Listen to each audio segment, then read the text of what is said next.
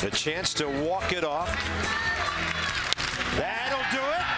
Long one to left center, and the Nats will win it 5-4 at 12:41 a.m. Who says nothing good ever happens after midnight?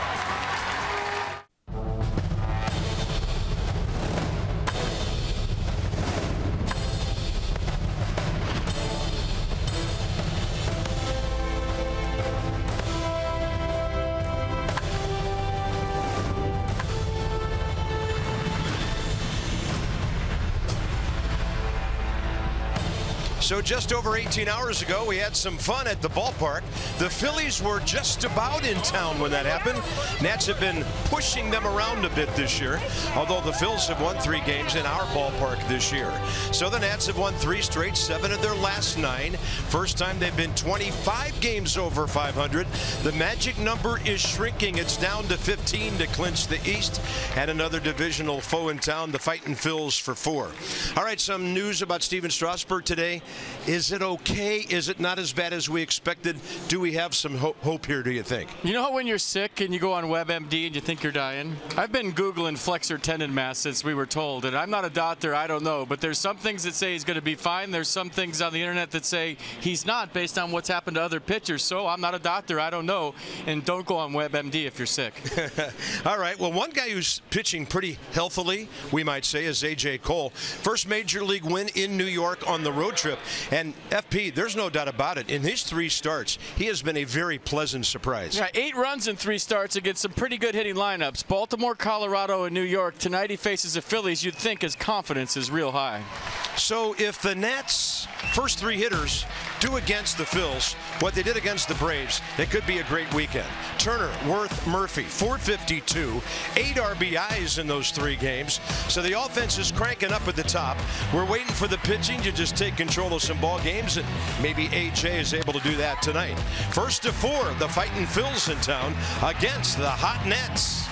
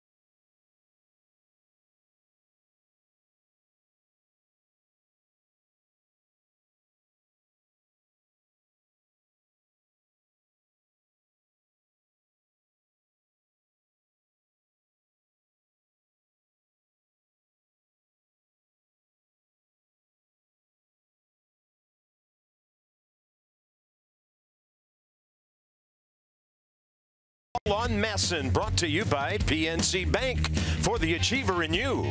By Roy Rogers. Check out their lineup. Roast beef, fried chicken, and burgers. Visit RoyRogersRestaurants.com. And by Dominion. Depend on us for more than energy. What a hot day in the district and a hot night at the ballpark. It's going to be in the low 90s at game time. More on that in a moment. AJ's ready. CESAR Hernandez is ready. Here come the Nats and the Phillies, game 1 of the 4-game series. Cole tailing outside. So it's 91, mostly clear skies. Heat index 102. Wow. First pitch right on time, 7:05. Well, AJ was on time, but the rest of his club wasn't. You see the arsenal for AJ. Fastball 91, slider, curveball change to complement the sinker. 4th major league start. I've never seen that before. He went out by himself with Jose Lobaton, and he threw about 5 pitches with no one else on the field. Here to join us, boys. One hopper right side. Murphy was ready. So the Phil's lineup continues with ODUBEL Herrera. He's been pretty good for them all year long, stealing some bases, getting on base. You just saw Hernandez, who came into that at bat 6 for 12. Then Andres Blanco back healthy. Ryan Howard homered against the Nats in Philly last week. Freddie Galvis, one of our favorite guys in the division, down in that number 6 spot. Phils are second from the bottom in hitting at only 237. San Diego 235. The lowest batting averages in the league. And here's ODUBEL Herrera hitting 278.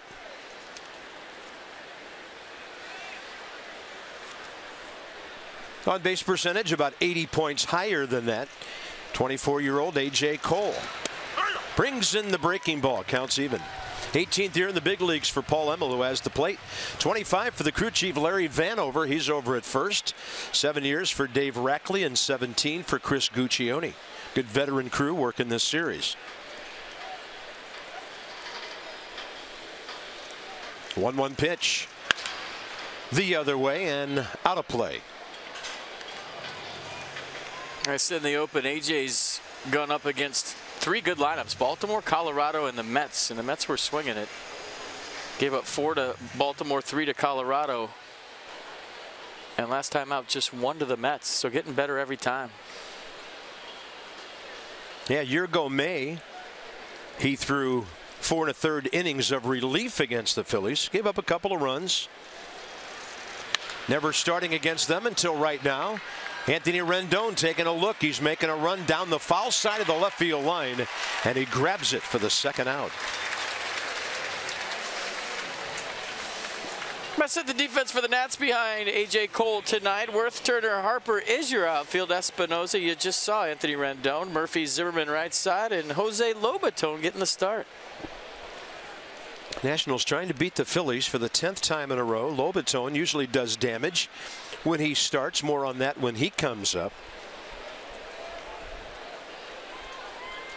The Phillies are hitting 182 against Washington pitching this year.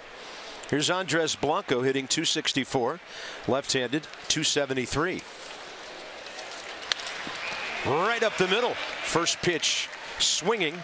That'll get Ryan Howard to the plate. Top of the 1st. He was activated this Friday off the DL, so just coming off.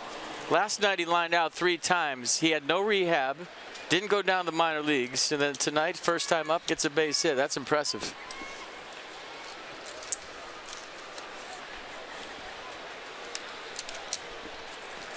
Ryan Howard, when he homered against the Nats last week, he made it to the 20 home run mark for the 10th time in his career. Only Mike Schmidt more for the Phillies. He did it 14 times. Shift on, and Murphy really playing him to pull as he sets up on the outfield grass. Howard 1 for 2 with a homer career against Cole from last year. So there's the damage over the years against the Nats. 43 home runs.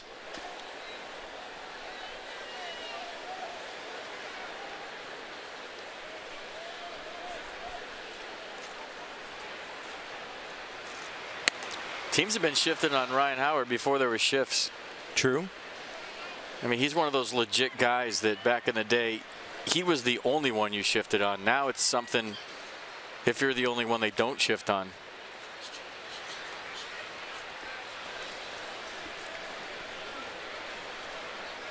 And the interesting thing about Howard, and we saw this last week, if he hits it on the ground or a line drive, yeah, the shift. But if he hits it in the air, teams play him the opposite field, and he went to left field for his home run against the Nationals. So you see Turner shaded toward the gap. It's a little further of a flip to left, though, here than it is at Citizens Bank. It's a good off-speed pitch, 1-2.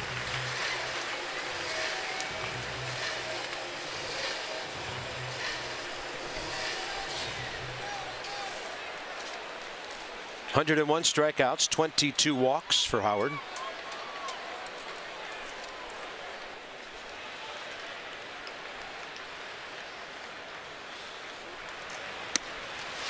Snap throw by Lobaton. Ooh, that was close. Low throw, Zimmerman trying to sweep tag. Well, that was just a good slide by Blanco. If he indeed got back, watch. He gives the right arm and then takes it away and slides in with his left arm to the back side of the bag, and that maybe helped him avoid the tag. Are they looking at it? Did the swim move and it worked, I think. Lobaton seemingly using the huge body of Ryan Howard to kind of ruin the vision of the base runner to the catcher. He just kind of popped out of nowhere. So with a 2-strike count, Carp, and 2 outs, do you even think about using a challenge here? Yeah, it's a good call. You hate to use one and then bang, they're gone for the rest of the night.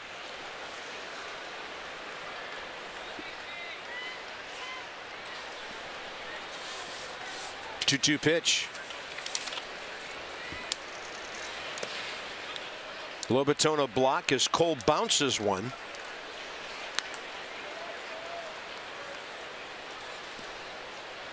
This is the only game in the division tonight.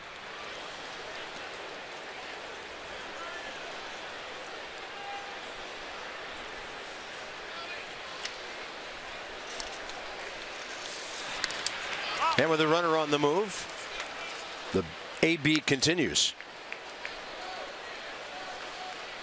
Yeah, A.J. Cole's been good since his call-up. The one thing I think he could work on is his pace. You remember last time out, very deliberate. Maybe as a young guy, he's trying to slow things down when it's going real fast. But once he gets a little more comfortable here, look for him to speed it up. Foul ball. Mickey Morandini. Simple play for an old shortstop. Even barehanded.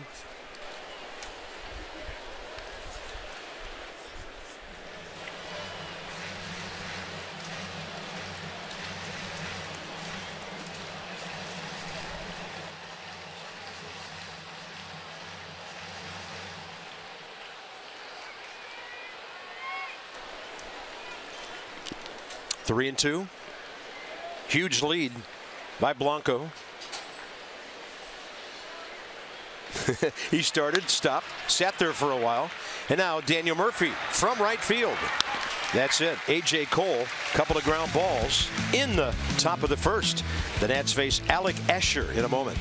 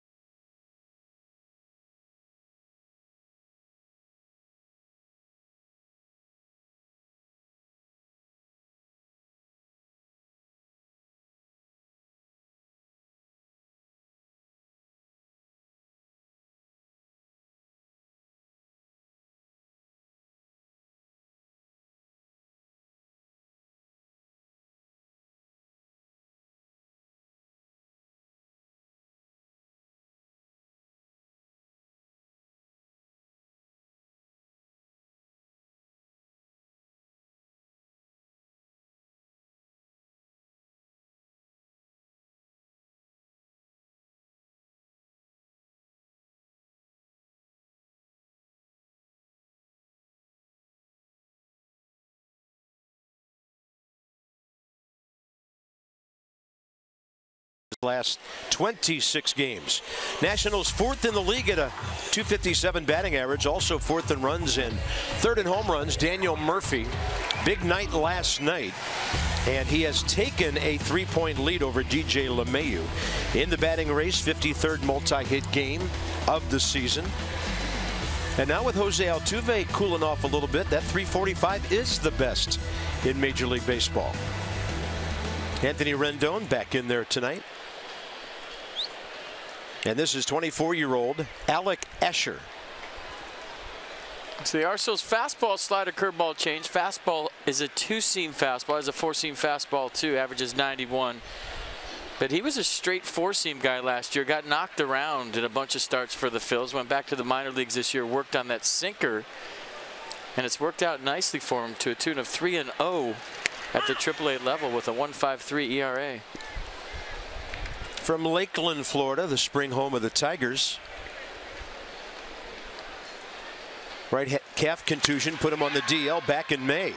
That ball's well hit by Turner. It took off on Peter BOURJOS, who almost started backpedaling too soon. Trey hitting the ball right on the button, 1 out. Trey Turner's locked in. I think that's an understatement of the year. Here's the Phils defense. Altair, Herrera, BOURJOS the outfield. Galvis, Blanco left side. Hernandez, Howard right side. And Cameron Rupp behind the plate. They're going to play in the air tonight. Did you see that? Here's Jason Worth.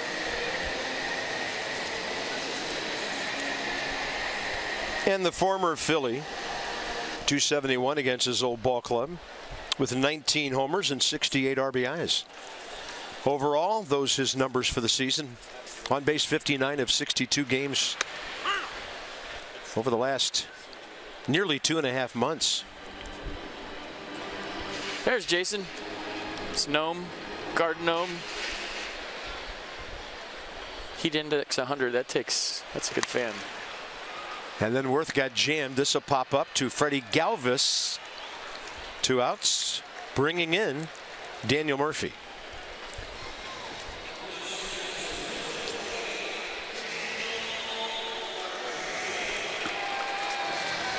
So Murph had a good series, playing just a couple of games against the Braves. He had 6 hits, a base on balls, finally got RBIs number 99 and 100 on an opposite field line drive. 7th inning last night. That was the big hit that got the Nationals back even at 3-all. So there's your batting race at the moment. Rockies are at San Diego later. Murphy serves one left field line, looking good if it's fair, and it's right on the chalk line. Bounces up for a ground rule double. Murphy's league-leading 40th double of the year and hit number 172. I mean, did you even really need to look to see if it was going to be fair? Everybody in the first base dugout just said, of course it's fair. Well, why wouldn't it be fair?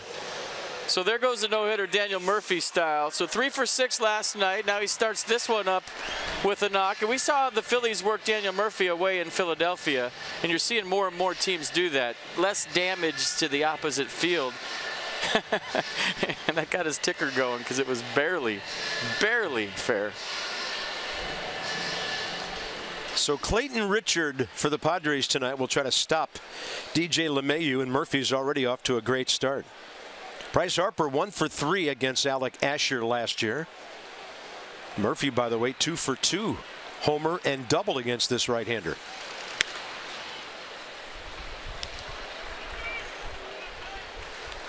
I've gotten hits everywhere this year. It doesn't matter where you pitch me. Yeah, inside, over there I get hits. Over there. Did you know my middle name is Hits? 0-2, or rather 1-0 with 2 outs to Bryce. Another off-speed pitch misses.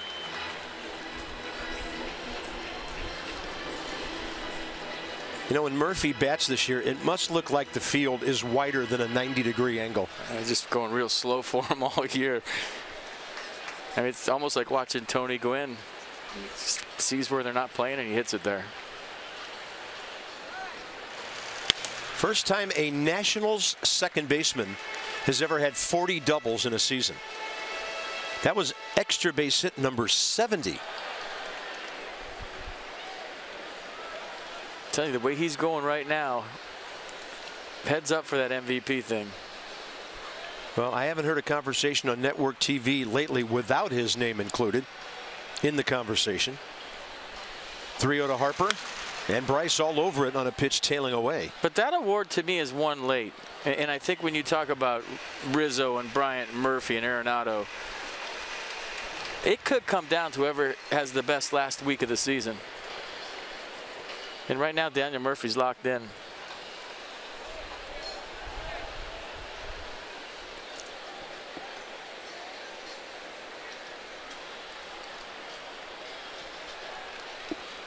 3-1 to Bryce.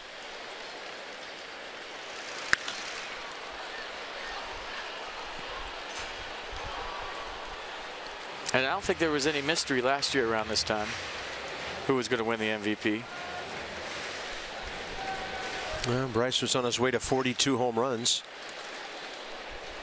Denard Span was hurt quite a bit. There weren't always as many guys on base as you would have liked for Bryce, and he still drove in 99. Payoff pitch with 2 outs. And Harper to center. Coming in to grab it, Herrera on the full run. So Murphy another double. What else is new? Each team stranding on a runner in the first.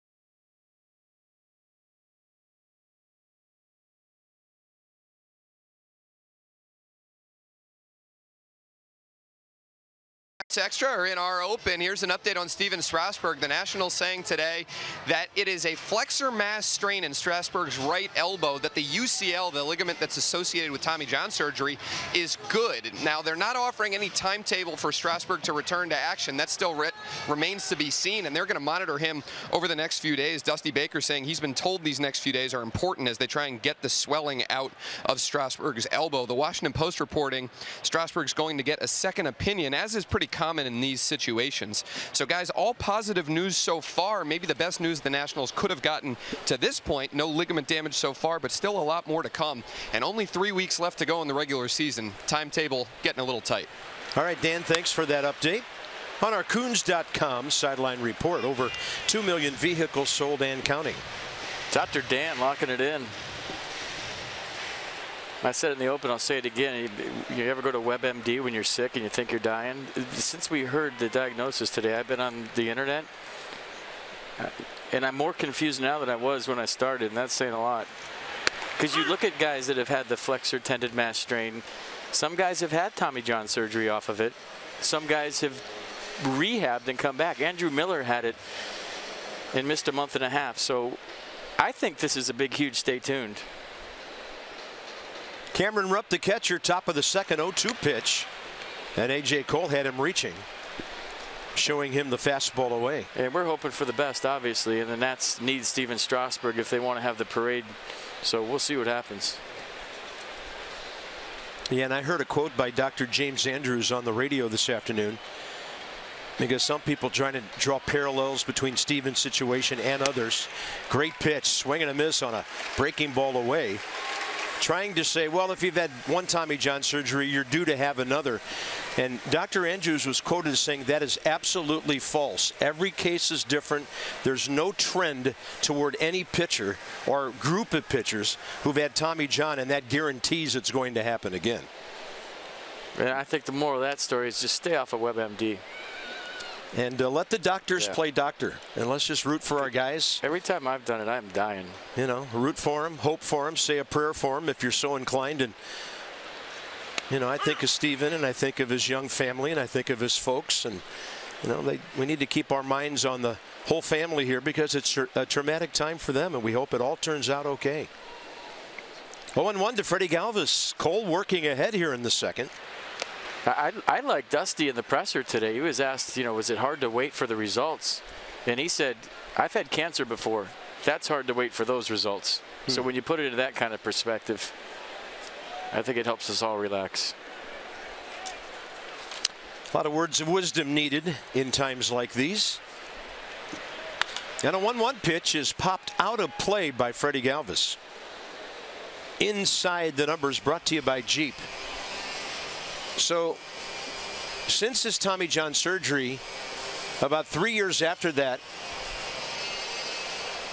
and then again in May of 2015, the oblique last summer that was really a pain for him, the upper back June of this year, and now this.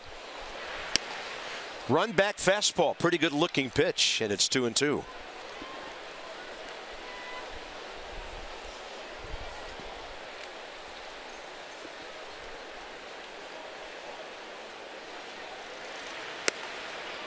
And that had the hitter all locked up.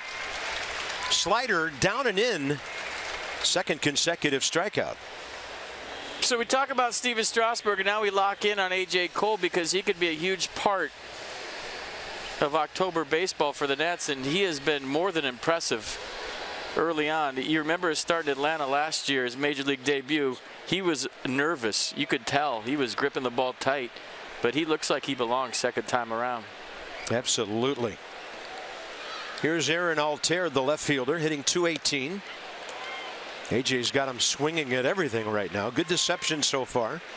First inning, as I mentioned, 2 ground ball outs, a pop-up foul, and now he's gone strikeout mode, top of the second.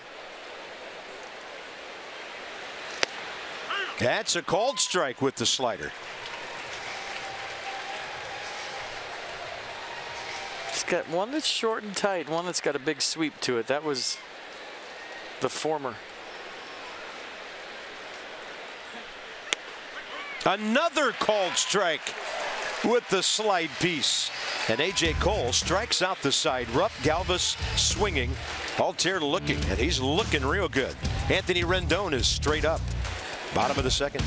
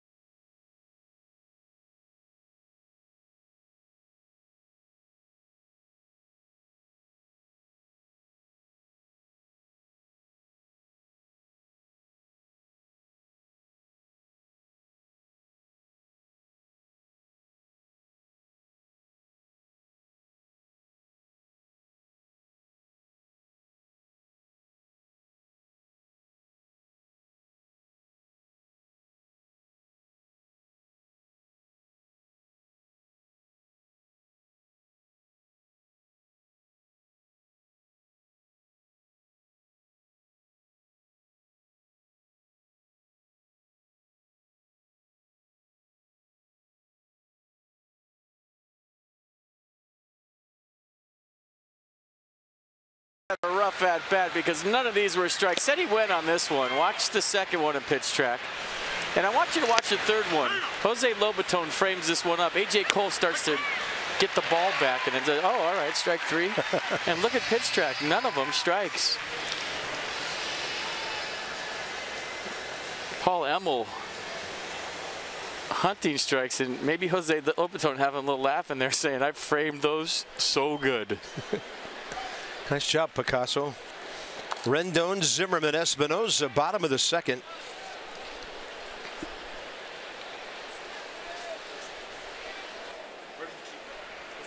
Anthony sort of got a night off last night. He pinch ran in the 8th inning, played 3 innings in the field and got a RBI hit. That little bouncer down the third base line that tied the game in the 10th, keeping the Nats alive so they could win it 1 inning later. So he's hitting .330 his last 40 games. Wilson Ramos gets a night off after catching a long evening and getting the game-winning hit. Good for him. I notice I got the Buffalo's batting average with scoring position back up in the top 10 in the league at .339. Think he knows that? No. He just knows he took one swing and everybody got happy. Then you get a night off on a really hot one. Well stroked the other way by Rendon. Ball carrying deep into the corner and catching it. It appeared for a moment, hitting the wall, and we hope Peter BOURJOS is okay. He took quite a shot down there in foul ground.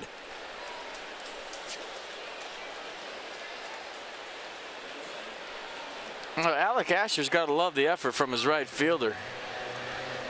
And Pete McCann, his manager's got to like this too. The ball tailing away, going down the corner. He knows the fence is approaching and hits it pretty hard. That is a tough little area, this ballpark, to negotiate. That fence will get on you quick. Nice effort. Absolutely. BOURJOS great speed. So Rendon still alive at 0-2. 1 for 3 with an RBI against Alec Asher, who went on the DL with a right calf problem middle of May, and then a month later baseball suspended him 80 games for a violation of MLB's Joint Drug Prevention and Treatment Program. Let's go inside the numbers, brought to you by Jeep. Most RBIs since the 10th of August, so almost a month. Anthony right there with some of the great sluggers in this league.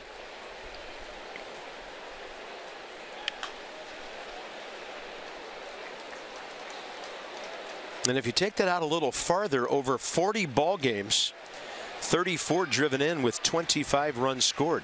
He's been all over the base paths.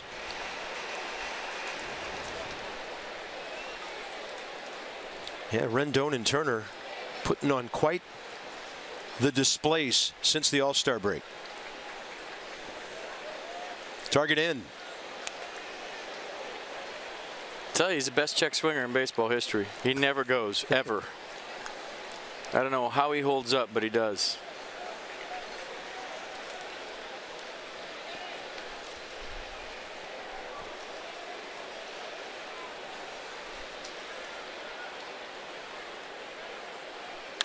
Up the middle. Look what I've got. Asher to Howard for the first out. All right, fans, this one's for you tomorrow. The Nats obviously take on the Phillies, game 2 of this set. The first 25,000 fans, you get a Michael A. Taylor Fan Choice bobblehead. That's presented by Masson. To purchase your tickets, visit nationals.com/tickets. Michael A. Taylor with his Joe Morgan second baseman's glove on. It's about the size of what little Joe used to use, wasn't it?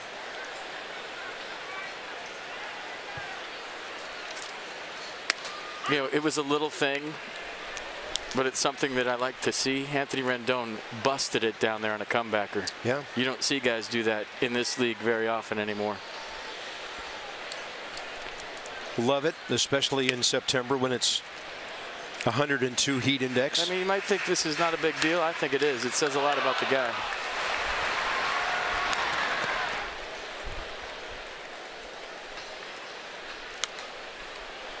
Managers want that hard 90, and Anthony just gave his skipper exactly that. Well, you have to do it 4 times a night. It's not that hard. It doesn't take any athletic ability. It's just a mindset.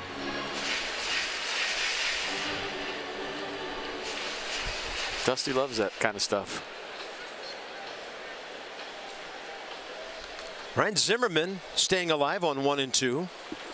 Faces Asher for the first time. Great career numbers against the Phillies. Driving 100 against them before another year or 2 goes by.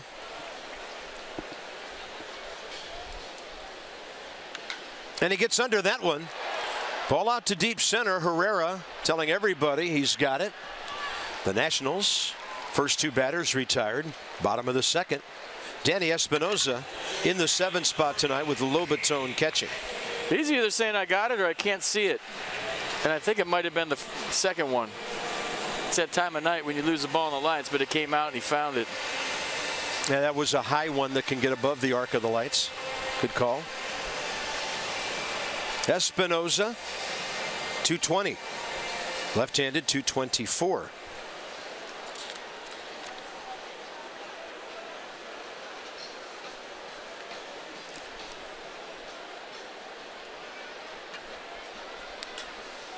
And Ryan Howard to his right, picking one cleanly. Infield defense pretty good by the Phils in the 2nd inning. No score after 2 on a warm night in D.C.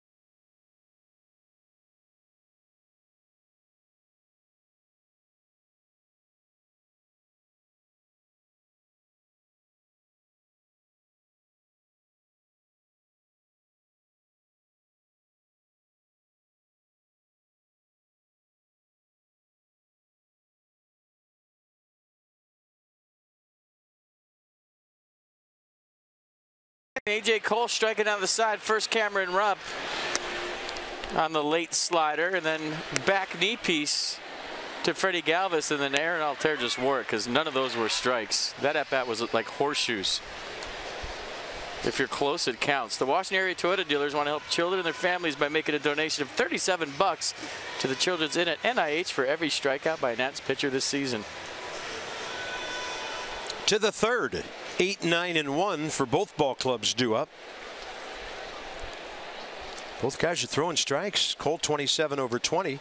Asher 24 over 19. Peter BOURJOS hitting 252.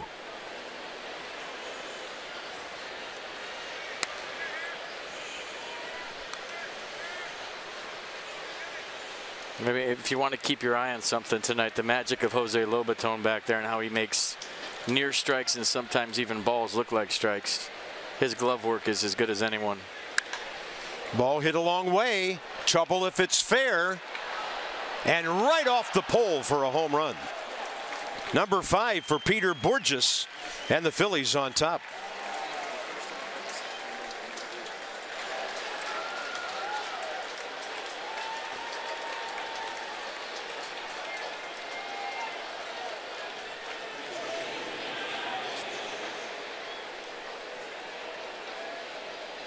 Just his 5th home run of the year, and that was a big boy home run. It looks like maybe the changeup backed up.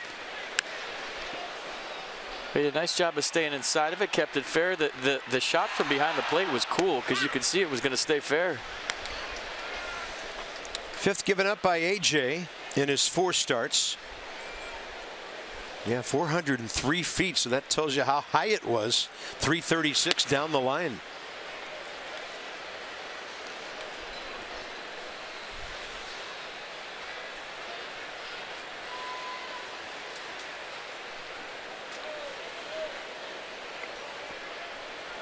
One. Big swing by Alec Asher, who's 2 for 6 as a big league hitter. Told you earlier he's from Lakeland, Florida. His dad's got a cool job down there. If you go to the Tigers games at spring training, his father Bob is the PA announcer at Joker Marchand Stadium down there. Tiger Town.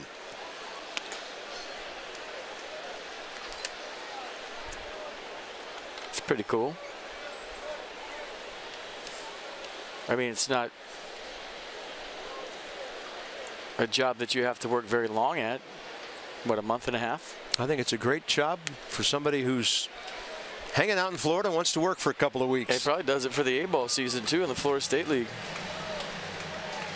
Yeah, Tiger Town's one of those great places. It's like a small community unto itself inside Lakeland.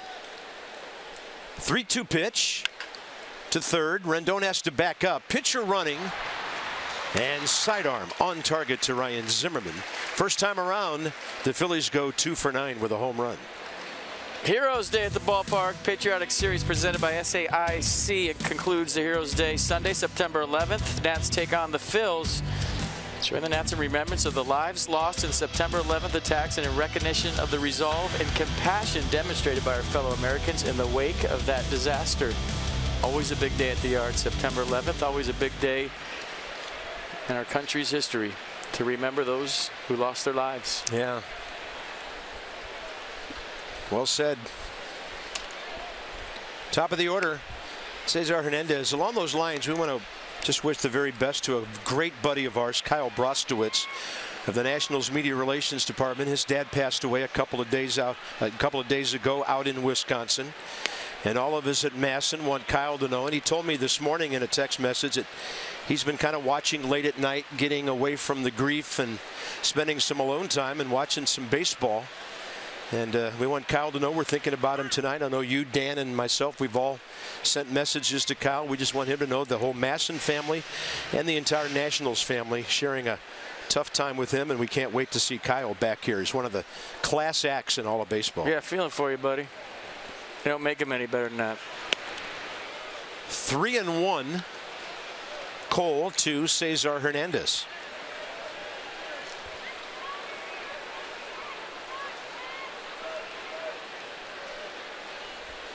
Bouncing ball to Daniel Murphy, first time up. And between Murphy and Zimmerman this time. 2 hits in the inning for the Phils. And Cesar Hernandez is now 7 for his last 14 in a 4-game hitting streak. It kind of looked like Ryan Zimmerman thought that Daniel Murphy was playing behind him. Sometimes as a first baseman you get lost with all these shifts and you're wondering where your support is, and you just kind of watched that one go by. I think he thought Murph had it. ODUBEL HERRERA pop up foul first time, and Rendon ran it down well down the left field line. Cesar Hernandez 16 steals, but he's been caught 10 times.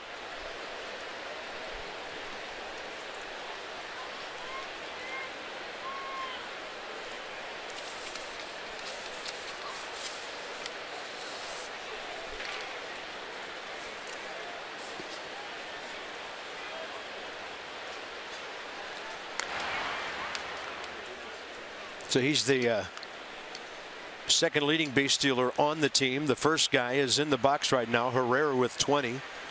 Freddie Galvis has 13. Phillies 7th in the league in that department with 78. It's game 139. How do you think ODUBEL Herrera's right ankle is holding up?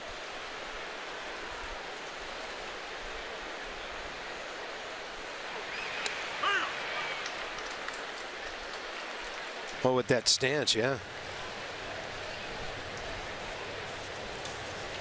Yeah, I'm just guessing, you know, if he's walking around the Phillies clubhouse in his shower shoes, that his right ankle is way bigger than his left ankle.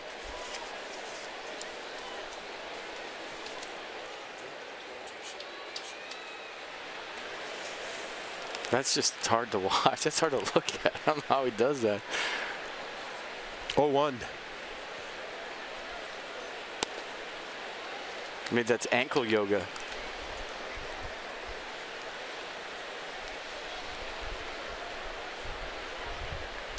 I mean, it's just hilarious how guys come up with stances. They're comfortable, they work, so you stay with it. If it ain't broke, don't fix it. 297 in his big league debut in 147 games last year. This guy's for real. He's only 24 years of age. I mean, just doing that sitting down feel, he's feeling right uncomfortable. It's killing me. 1-1. Try it at home right now, everybody. Just do it. Just get off your couch. And then try to hit 95 doing that. Well, you can't do that at home, but you can try the stance.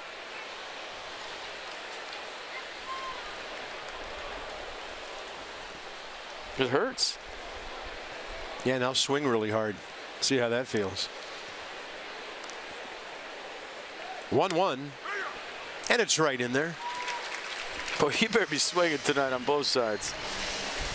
Mercedes-Benz will track it. You start swinging now. Wow.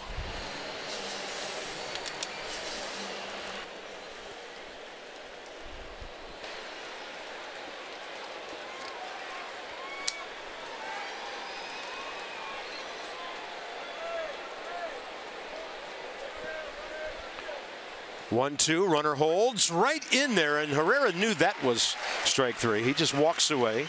Number 4 for A.J. Cole. A.J. strikeout machine tonight. You think of ground balls when you think of A.J. Cole, but you remember his last AAA start before he got called up. He struck out 10, so on his way tonight for sure. Yeah, 8 at Baltimore, his high as a net. There's Andres Blanco. He had a 2-out clean single up the middle, first time up, first inning.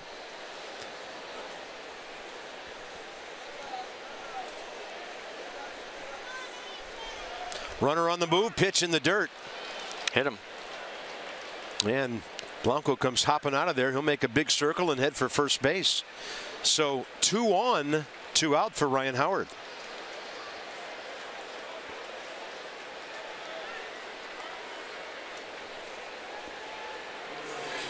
Where'd it get him? Back foot right on top of his cleat.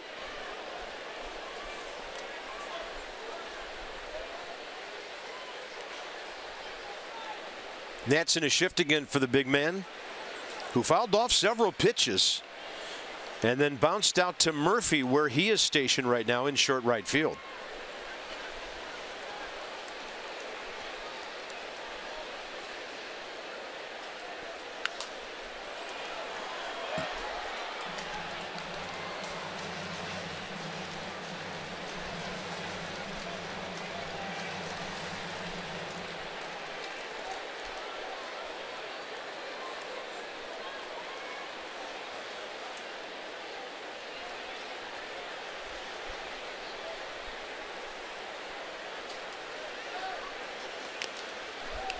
And he gets that one in there at 91 for the foul tip. 0-2. If he's not catching up to your fastball, I don't think you got to stay with it, but maybe you elevate this one over the Phillies logo and see if he'll go up there with you.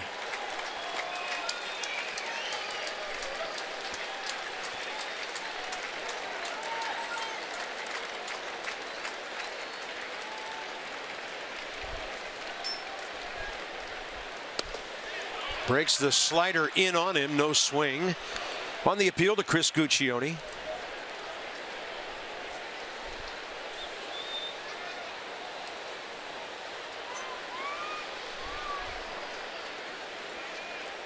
Left-handed hitter, 377 career home runs.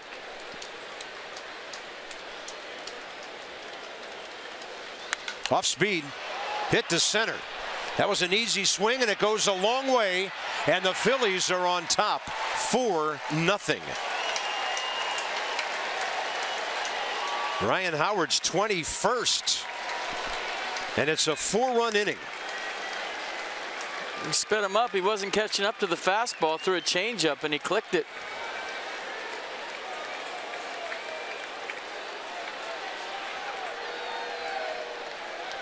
You know, maybe the thought process there as well, if you throw him too many fastballs, he'll gear up and finally get one, but he wasn't getting to A.J. Cole's heater all night, so they throw the changeup down.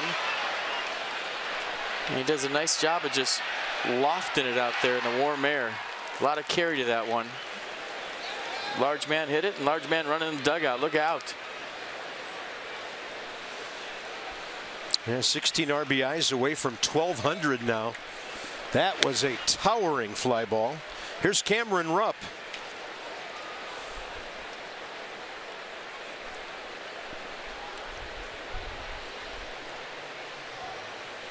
Hitting the heaviest 195 or so in all of baseball.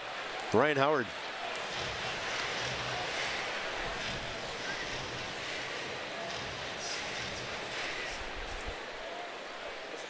Rupp a swinging strikeout first time, starting the second.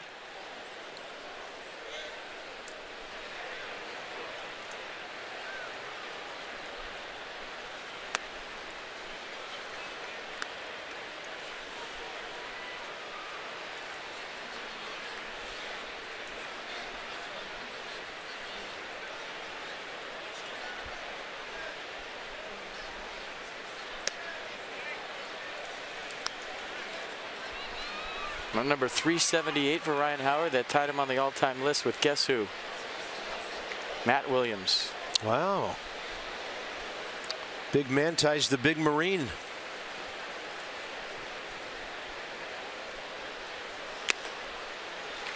On the foul tip, the count's full, 3-2.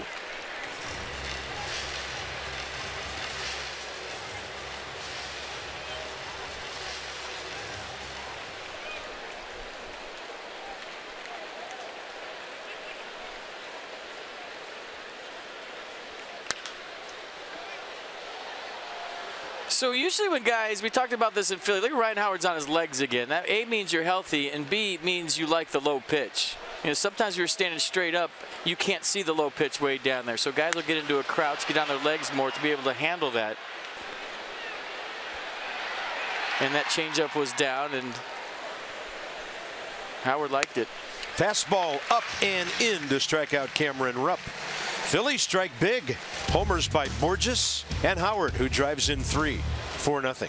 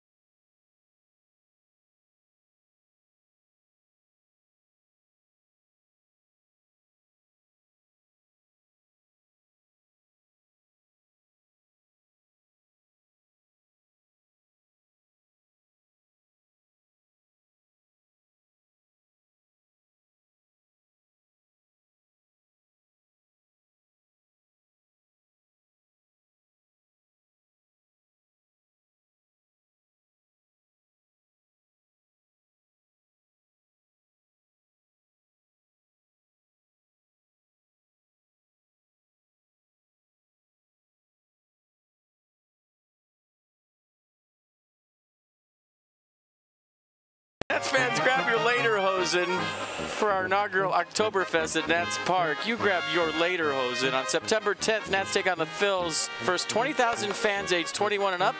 You receive a Nats beer stein presented by Budweiser. For all the details, Visit nationals.com/Oktoberfest. Grab your lederhosen.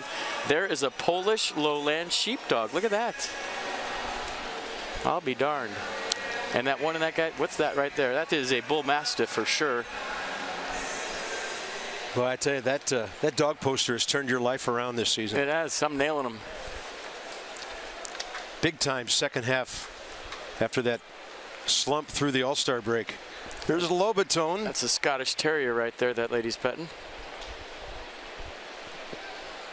Brought him all the way from Philadelphia. A.J. Cole and then Trey Turner, bottom of the third. So Jose at 207, left-handed 239, and 9 hits, 3 homers, 4 walks, 5 runs his last 10 starts. Now that goes on both sides of his time on the DL. But one thing for certain, second half of the season when Dusty puts Jose out there, usually does some kind of damage. 1-1 pitch.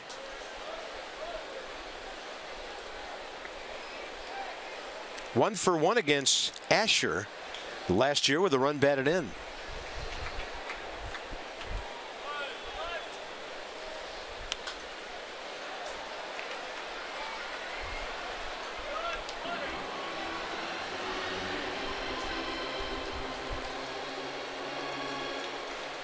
Nets 1 hit, the Murphy opposite field double, 2 outs first inning.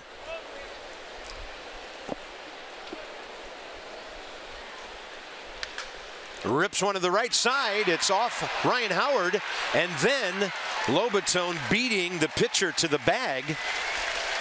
Hit hard enough to be a base hit. Well, that's a hit all the way.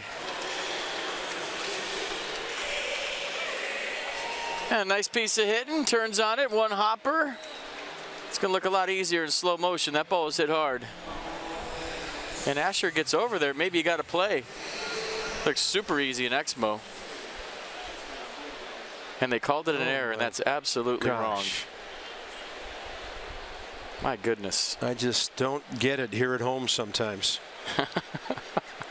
I mean, well said.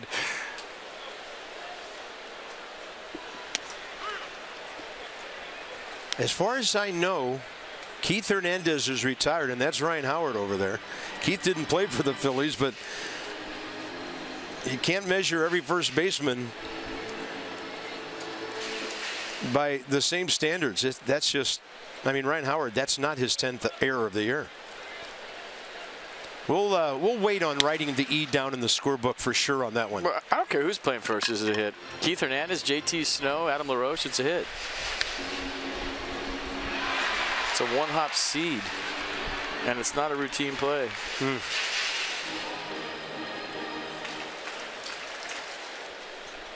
Okay.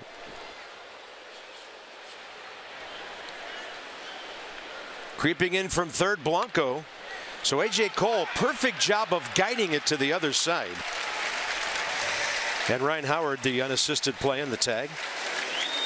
That's A.J. Cole's first sacrifice in the big leagues. Do you authenticate that ball and put it on your mantle? I don't know. Although I do remember telling Levon when he got his 100th career sacrifice, he already had more than 100 hits. He was pretty proud of that triple-digit hit, triple-digit sacrifice. Well, I say that tongue-in-cheek, but that's a big deal for a pitcher. That's what you're supposed to do. You can help yourself win a ball game. Yeah. Top of the order, Trey Turner lined hard to right first time.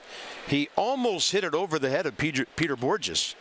Now this fly ball over that way, foul ground. BOURJOS long run, he's going to get there. Picks it right off the rail. 2 outs.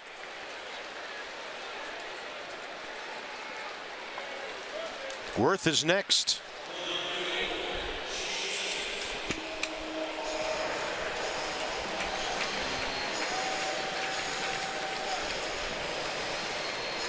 Peter BOURJOS having a nice night. You remember the effort down the corner. You saw the home run off the foul pole, and then this one he negotiates like it's his own ballpark. Knew exactly where he was, reaches out, makes a nice play.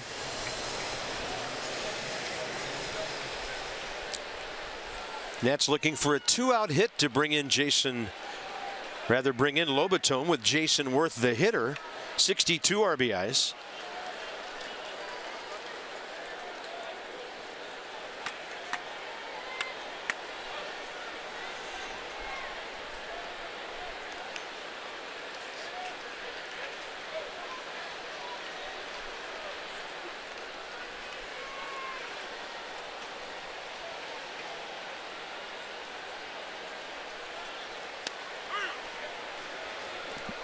Ball game underway right on time at 7:05. We're into the 8 o'clock hour now. Here at Nationals Park, BC, FP, DK. Dan keeping us surprised of the latest Stephen Strasburg news today on the heels of his MRI. And right now it's all Phillies 4-0 on a couple of third inning home runs. Jason Worth a high strike, and it's 0-2.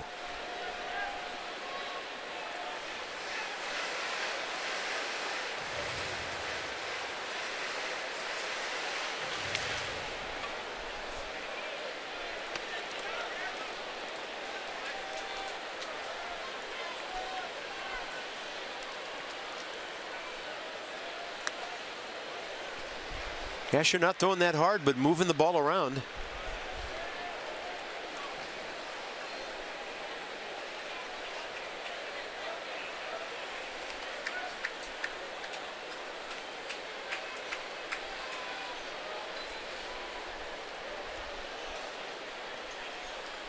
And Worth out ahead of one.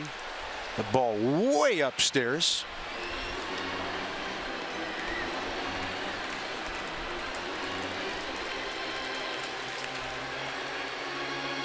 This is a ballpark super small night for sure.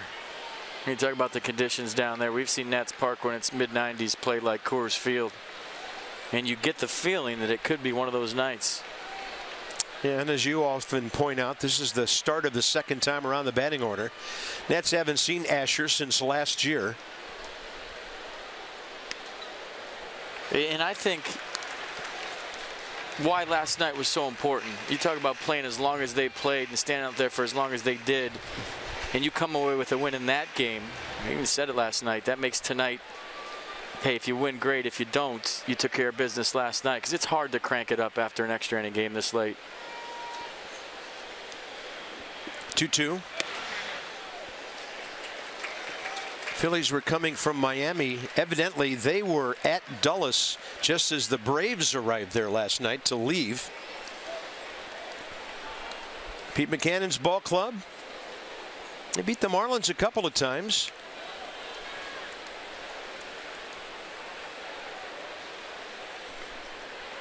So Jason Worth's going to see at least 7 pitches during this at bat.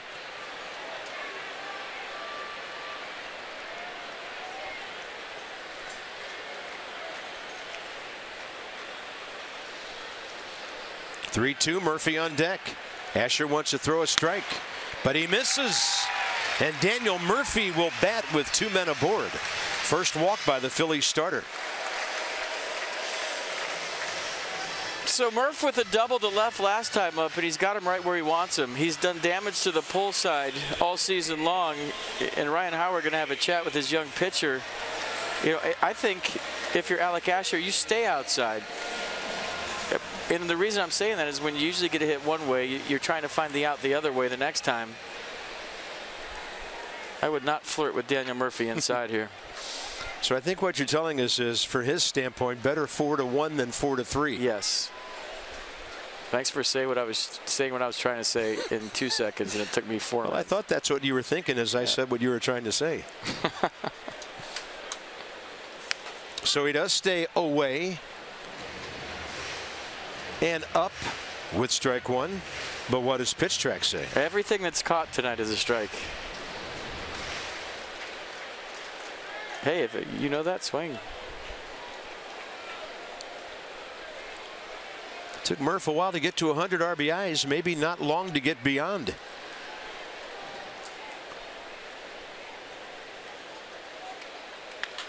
And that's high in the air, though, to left. Altair is under it. So the Nats, 2 base runners. They've left 3 in the first 3 innings of the ballgame. Middle innings coming up, 4-0 Phils.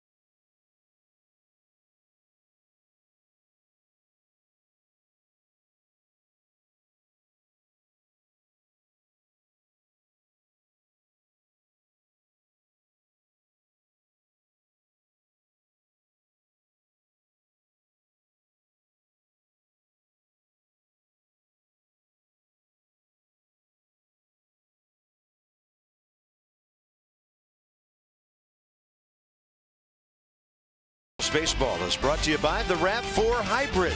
All-wheel drive and unexpected performance. Visit buyatoyota.com tonight.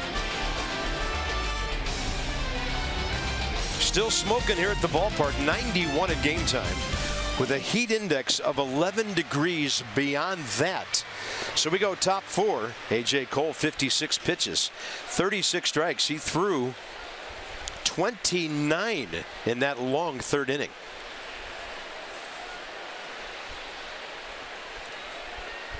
And Alec Asher, very efficient for the Phillies. Galvis, Altair, BOURJOS, 6, 7, 8 for Philadelphia. Rendon on the grass at third.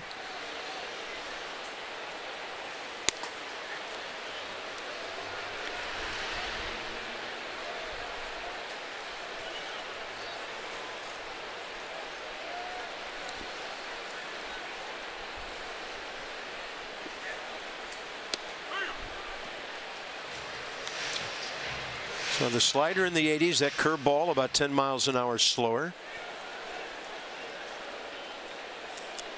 Galvis hitting much higher left-handed this year. And there's a good swing for a base hit to right. Bryce Harper over to cut it off. Freddie Galvis on for the first time tonight. The Phillies have 5 hits. So our next 5 ball games after tonight, 3 of them against Philadelphia. Tanner Roark and Jake Thompson tomorrow. Max Scherzer, Jared Eichhoff. Saturday night, 7:05 game.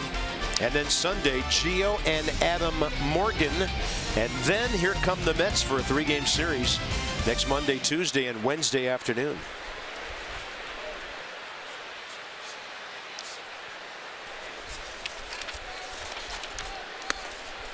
Fastball up and in, Aaron Altair. Yeah, Freddie Galvis is a good player. Pete Buchanan's got himself a nice shortstop and a nice player. Yeah. He works on a few things in the offseason, like maybe a short game, 2-strike approach, being that guy that's just a pest more than anything. I think he can hit 270, 280 with close to 20 home runs. His defense is as good as any shortstop in the National League. And my favorite part about Freddie Galvis is he comes to play every single day. He is a hard-nosed player. Yeah, 241 career into this year, but he hit 263 last season. 6 errors at shortstop all year. Lobaton right on target, and the runner, Galvis, sliding literally right into the glove of Daniel Murphy on a nice pick. Look, they're having a talk. Did you get me? I don't know. What do you think? And that's what it's come down to nowadays. Freddie Galvis is staying out there. Pete Buchanan is telling him to. Pretty good throw by Jose Lobaton. He got rid of it quick. Galvis with the slide. And did he beat it? I don't think they're going to check it. He's running off the field. What a throw by Lobaton. Quick feet, quick hands. And the tag just got him before his foot got there.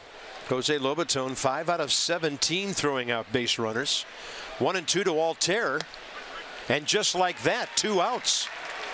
And he doesn't like the strike zone. Remember, he was called out on strikes 2 innings ago.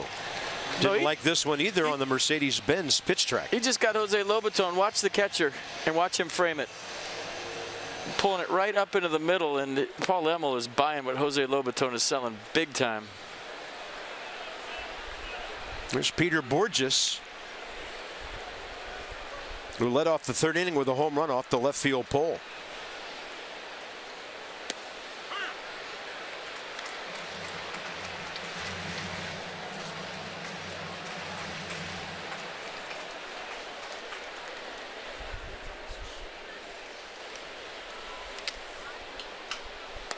Then some run back on the heater.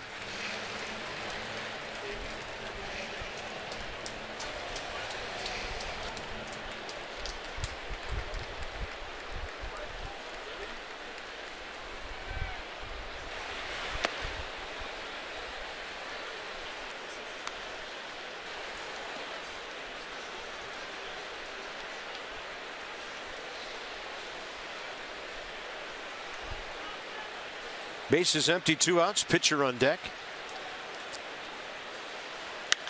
And A.J. Cole gets BOURJOS to pop up. Left center, Trey Turner.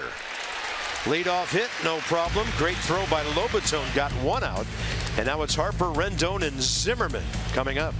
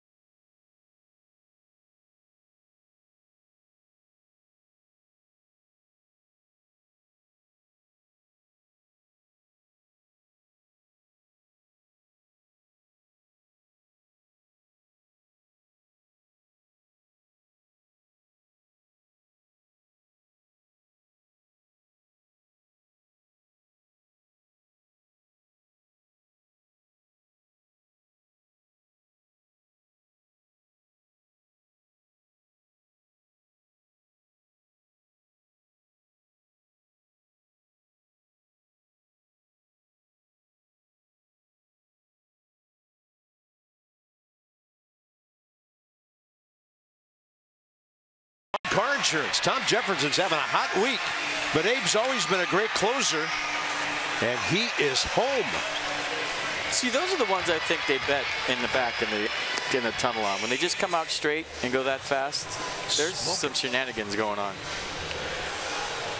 4-0, bottom of the fourth. Nats fans, if you're not able to join us at the Yard this week, be sure to catch all the action at Lou's City Bar, 1400 Irving Street, Washington, D.C. That's presented by Red's Apple Ale, crisp like an apple brewed like a beer. Let me put that Lou's City Bar. Save a seat for FP. And Dan. And Bob. Bryce Harper goes up swinging. High drive deep to left. Altair back at the wall, and he's got it. It's about 355 where he made that play. Bryce a bid for number 24. That was an impressive play by Aaron Altair because he's absolutely worn it at the plate tonight. Had some tough calls not go his way. Did he take that out on defense with him? Absolutely not.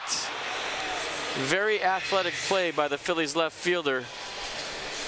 Knew when to jump, felt the dirt under his cleats. I don't think he took one away from Bryce, but he took extra bases away for sure.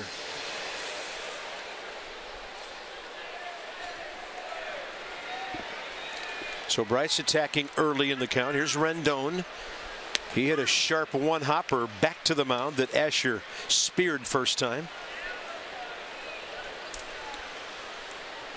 The Nats still only one base hit. One runner reaching on sort of an error and one walk. Just like that, it's 0-2.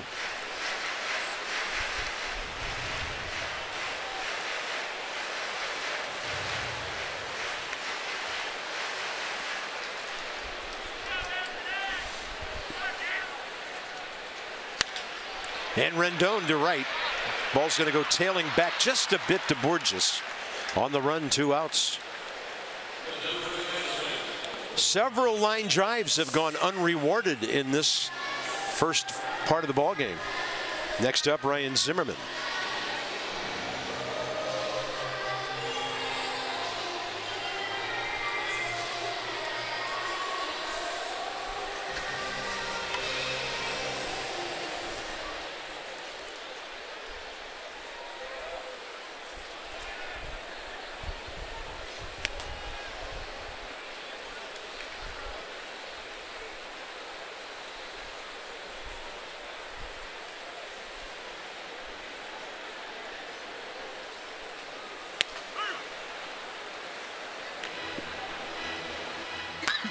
Asher a chance to pitch 4 innings under 50 pitches here, averaging right at 12 or so per.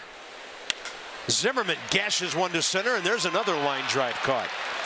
That's not good luck, but they are swinging it. Some have to fall in eventually.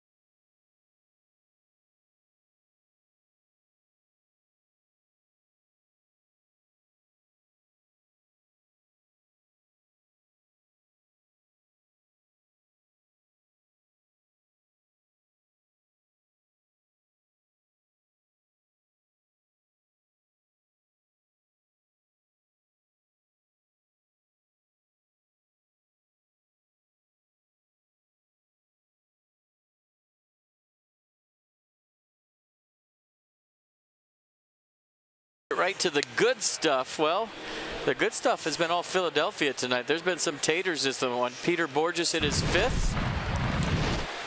And this was a bomb. You see the location mistake. It was a fastball supposed to be away, ran up and in. He got on top of it, and he hit the pole for number 5. And then Ryan Howard on a 2-strike changeup with a little extension. And he's hit enough to know if it was out. It's good at bat.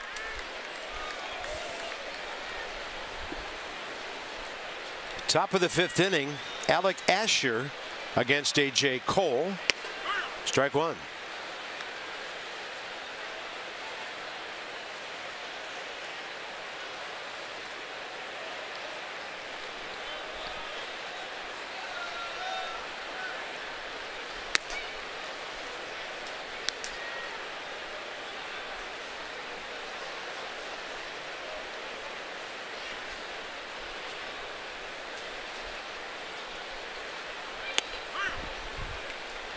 Been good with the slider tonight for the most part.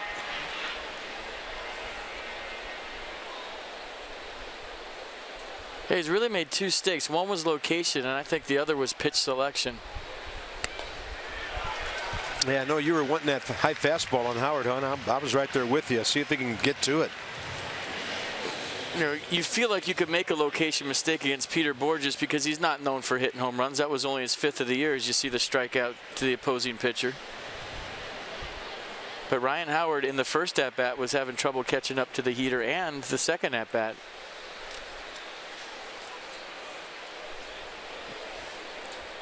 CESAR Hernandez base hit to right last time.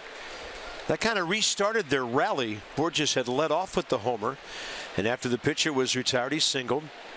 1 out later, Blanco hit by a pitch, and then Howard launched one to the red seats.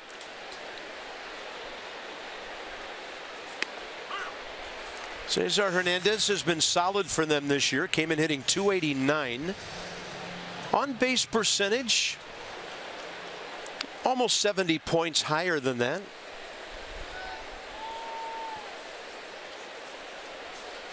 .02 with 1 out.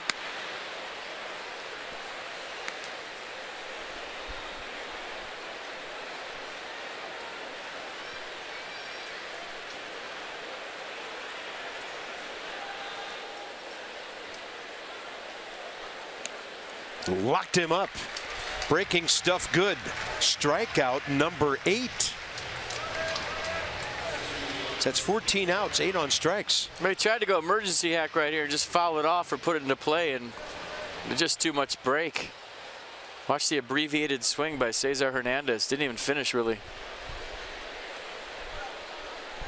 Good pitch. ODUBEL Herrera will be next. He's 0 for 2 with a foul out and a taken third strike. So AJ matches his strikeout high. Had 8 Ks, 2 walks in 7 innings at Baltimore, August 22nd.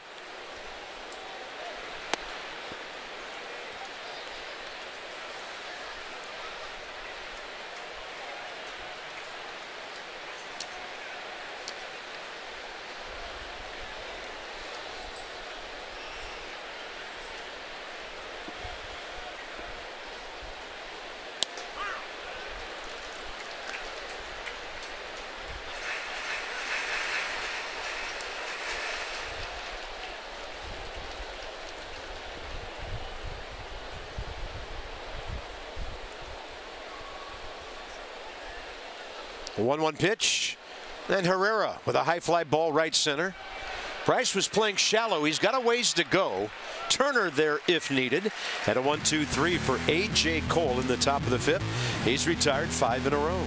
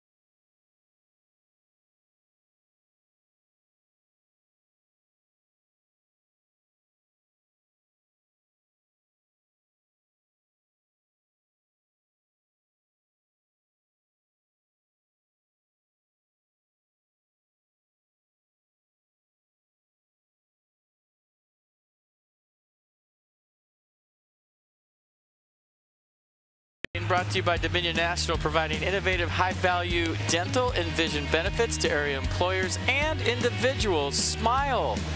Friday is right around the corner. 4-0 Phillies. Time for the Nats to get something going. 7, 8, 9, bottom of the 5th. Check out the drive to the pennant. Everything going on MLB.TV Premium. Every out-of-market game live in HD.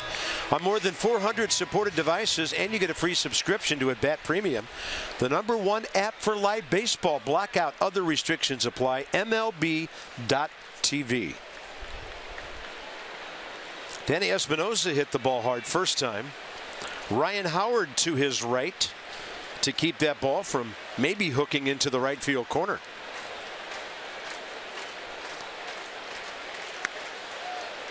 Alec Asher, 50th pitch as his 5th inning starts.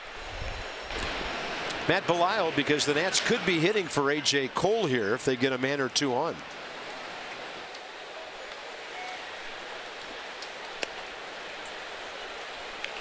So he threw a changeup and missed 2-0. 7 hard hit balls by the Nats tonight. 1 is a double, 1 is an error, which I thought was a single. So 5 hard hit outs. Stephen Drew, nice return off the DL when he drew a walk and had a base hit last night in the 7th and 8th innings. Played some third base. Dusty probably wants to get him as many ABs as he can. Espinosa on a 2-1 pitch. Fly ball short right center. Here comes Herrera. Center fielder takes charge for the first out. So then there's Jose Lobaton. Well, I think you want to get Stephen Drew ABs for a number of reasons. As a skipper right now, you're evaluating your own ball club to see what 25 guys give you the best chance of getting out of the first round of the playoffs.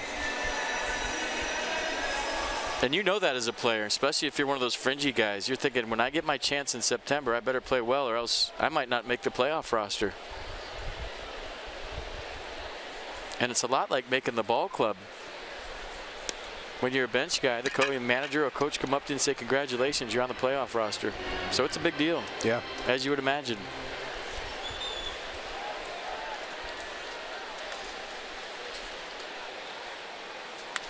Lobaton toward the scoreboard, and BOURJOS is there to grab it about 370 feet away. Hard hit balls continue, and with the bases empty, A.J. Cole thought he was being called back, but now he's going to hit.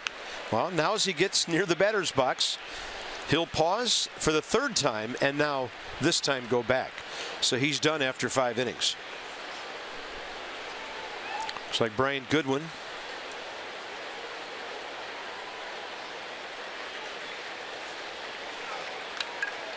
Somebody needs to hit a flare. Yeah. A jam job. Or a 12 hopper up the third baseline. Bat die a hero piece, something. So A.J. Cole, 5 innings, 5 hits, 4 runs, hit a batter, no walks, 8 strikeouts. 2 home runs, 78 pitches, 52 strikes. See, this is another thing for pace of play. I know the rosters are big in September, but in the scouting meetings, you don't go over extra players. And when they come up to pinch hit, you'll see Mike Maddox do the same thing. They run out and they do the Insta scouting report on the mound. You want to speed up pace of play, maybe you outlaw that and have to go over those guys in the clubhouse before the game. Right there with you.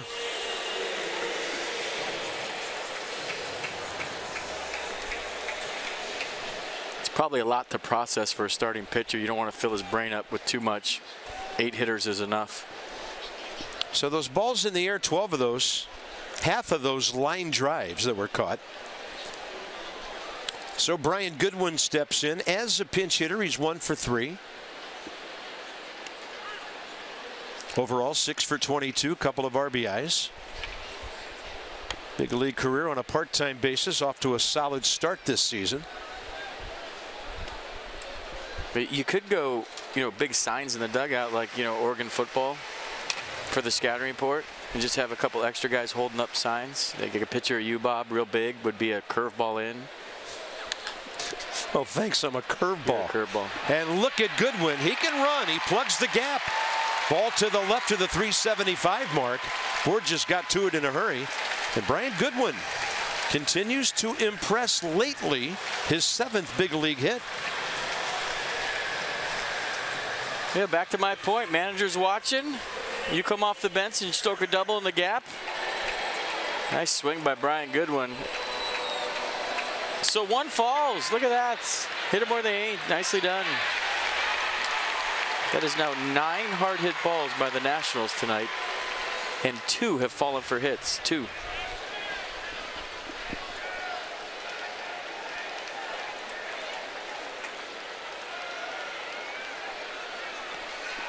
Trey Turner trying to get the Nats on the board here. He's gone the other way twice. Line drive to right.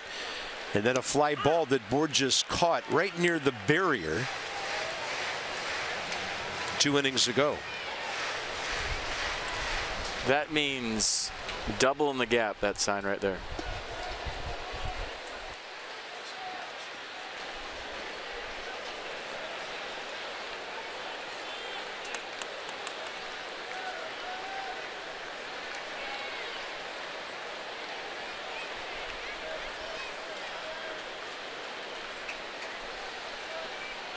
Goodwin able to get a huge lead here. Phillies up by 4, not paying him a whole lot of mind.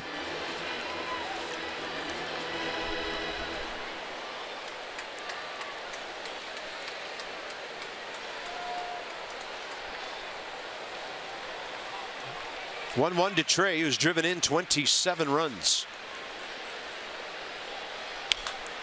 That ball hitting near his foot or on his foot.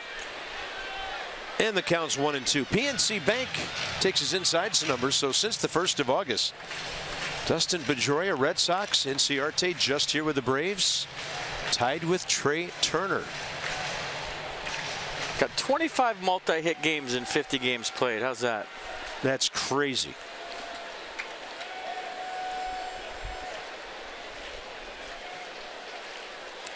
One and two. Turner up the middle. Ball not hit that hard, and Galvis knew he had to come forward and get it. So the Nats have stranded 4 base runners. Story of the night is Alec Asher and Ryan Howard.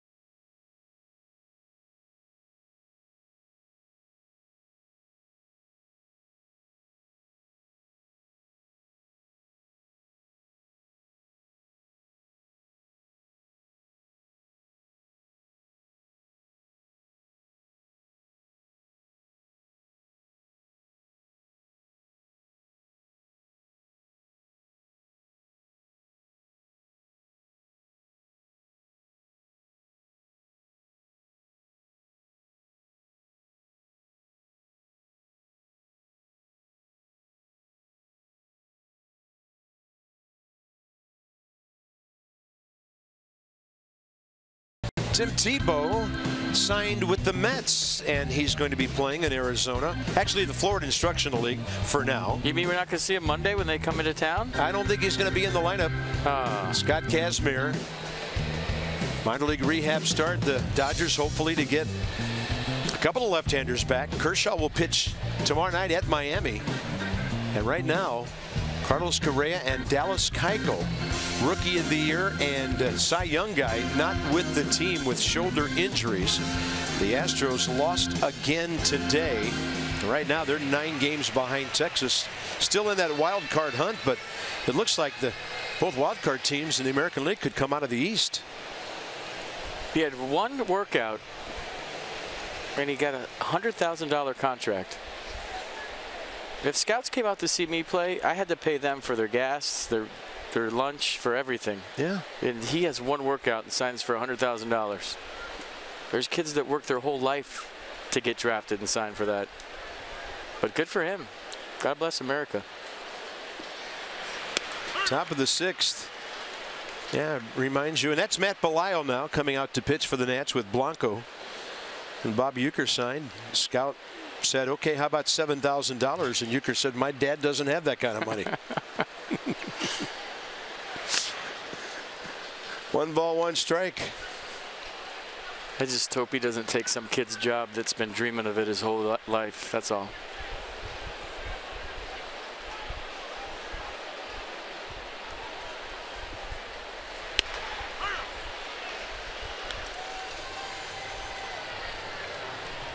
I just hope he doesn't have any play-by-play aspirations.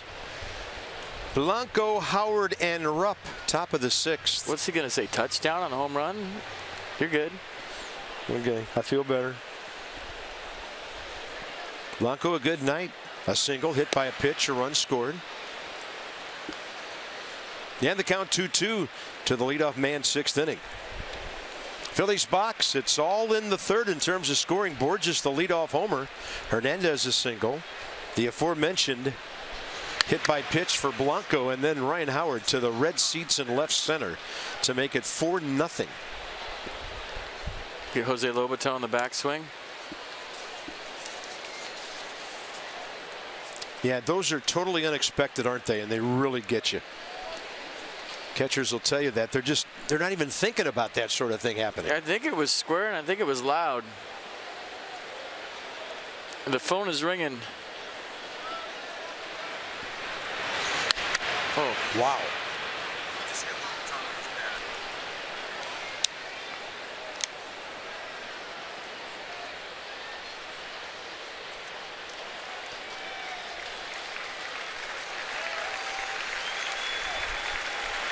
He just loves to play so much. He wants to play.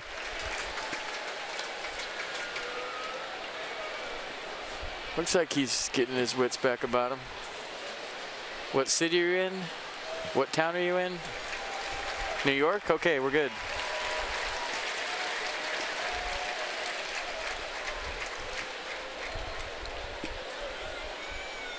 And the Nats have Pedro Severino in there as well, their third catcher. I mean, the 14 guys in the Nats bullpen, you can't ask them who's pitching. That wouldn't be fair.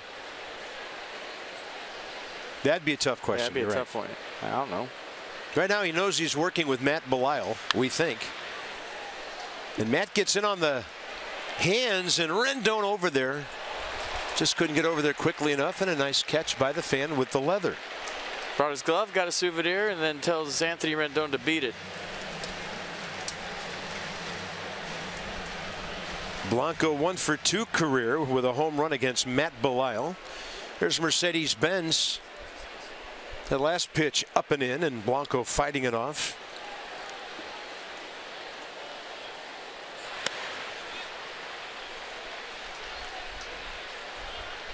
Matt, 38th appearance, 41 innings so far, 41 hits, 30 strikeouts, 6 walks. Just 9 earned runs the whole season. Charged to him a 198 earned run average.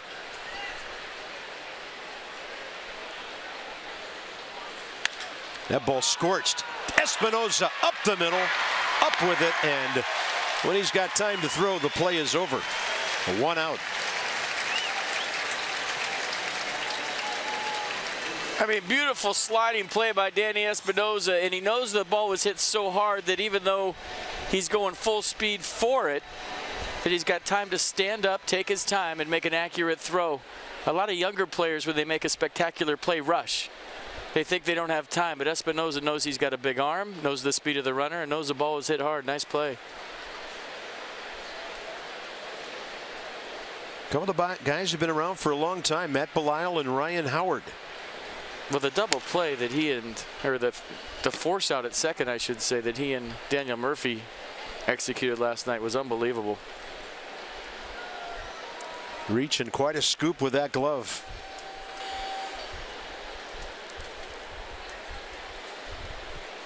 There's a double play a couple of pitches later, but when you talk about winning a game in extra innings, sometimes it's the sneaky plays like that that you forget about. Well, you and I talked about it at the time. The Phillies had their first 3 guys on, and then they score 1 run. Pardon me, the Braves, and then later the Nats win the ball game in extras. On a ball really hit hard by Tyler Flowers. Daniel Murphy in right field. So the Phillies hit a line drive that's caught. But in case you missed it last night, watch this play by Danny Espinosa up the middle, and watch how quick he gets rid of it. And then Daniel Murphy with the glove, keeping the foot on the base, but the way he shovels that as he's still sliding, I mean, that's unbelievable body control, unbelievable athletic ability, and a golf clap from the dugout. What a play. Ryan Howard now 0 for 11 career against Matt Belisle. Cameron Rupp, the hitter.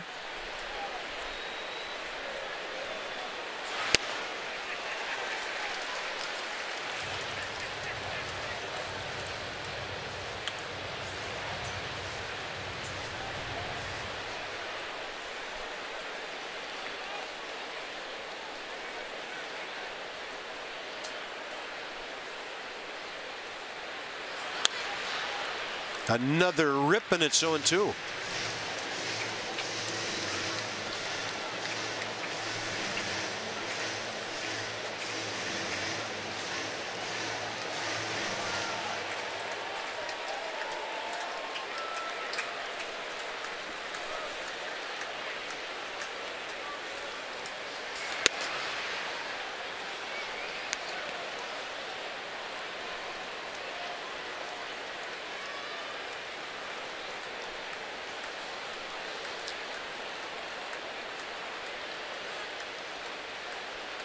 Nats give Rupp left center. Ball off the mound, and then Murphy gets spun around.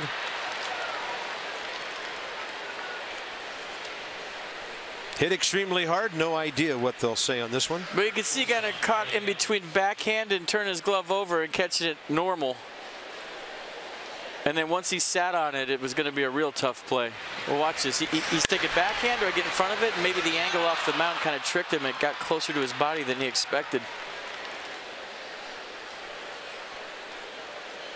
They're looking at the scoreboard, seeing what they're going to score.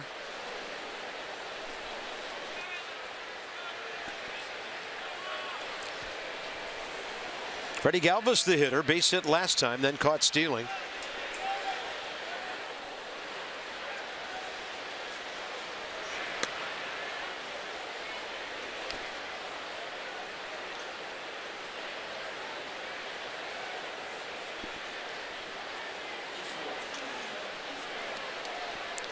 E4 on Daniel Murphy, his 11th of the year.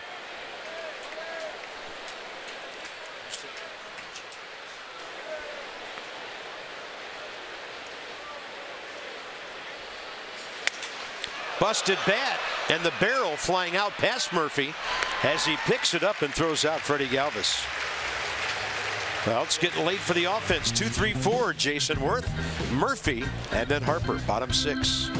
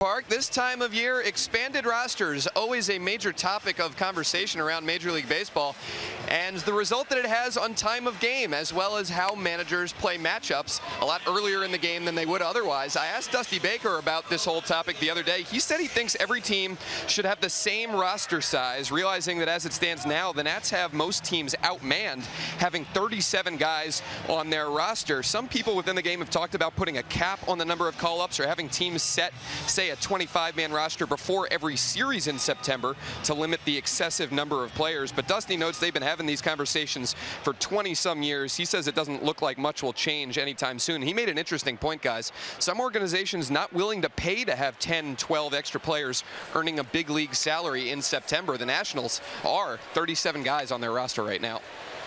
Yeah, that's a consideration. There are financial things that go along with it, but Dan brings up a good point. It gets talked about every year, and then nothing ever changes. Yeah, prorated minimum for however many days you're up. Sure, you can't blame the kids for wanting that service time, man. That is huge early in your career. You know, nobody ever talks about with that is if you have a bench clearing brawl. Ooh. And one team has 37 guys, and the other team has 28.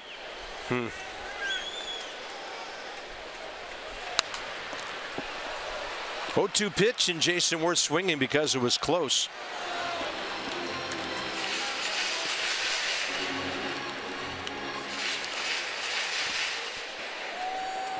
Nationals box score. Daniel Murphy a double. Brian Goodwin pinch hitting. For the pitcher a base hit, and that is it. Worth to right center. Ball hanging up for ODUBEL Herrera in the gap. 1 out.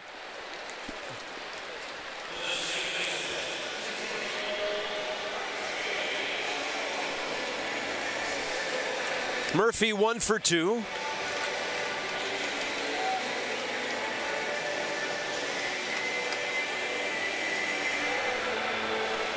That's Michael Marriott. Asher's pitch count right now in the 6th inning with 1 out. 66 pitches. Very efficient. Got Murphy swinging on the first pitch. Inside the Numbers brought to you by Jeep. So nearly 3 weeks worth of Murphy over 350. Giving it an MVP finish. I thought the shot last night with his eyes lighting up, there's my pitch in my zone before he swung, was something I'll always remember and something I had never seen before.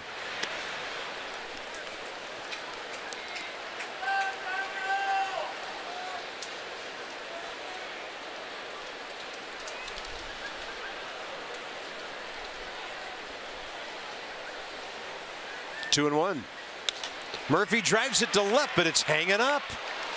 Line drive frustration continues for the Nationals tonight. They have hit some balls hard. Well, here's the one I'm talking about last night. Watch his facial expression here as he sees his pitch in the zone he's looking for right before he hits it. Watch his face. There it is. I mean, he slows the game down so much that he looks for a pitch in a zone, and when he sees it, you can see the facial expression. Bryce Harper 0 for 2 tonight. Bryce was 3 for 13 against the Braves with a walk and a steal in that 3-game series.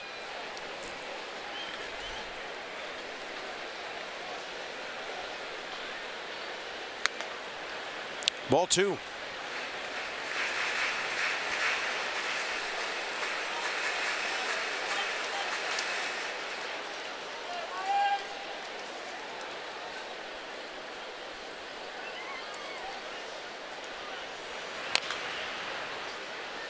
Yeah, I've been here 6 years now, and I found out today that when the light's on in the Capitol, that Congress is in session. I just found that out. So forgive me if I'm late to the party. Who told you that? Your wife, before the game. She's told me a lot of things about D.C. that I didn't know. Thank you very much. She's a student of history. Well, they took the scaffold off, and you're sitting there. Yeah, it looks fantastic. It's beautiful. Lights on.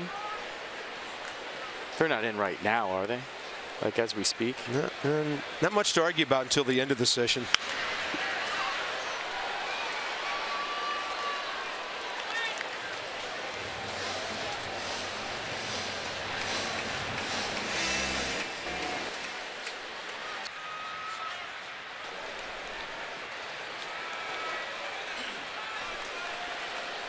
Two.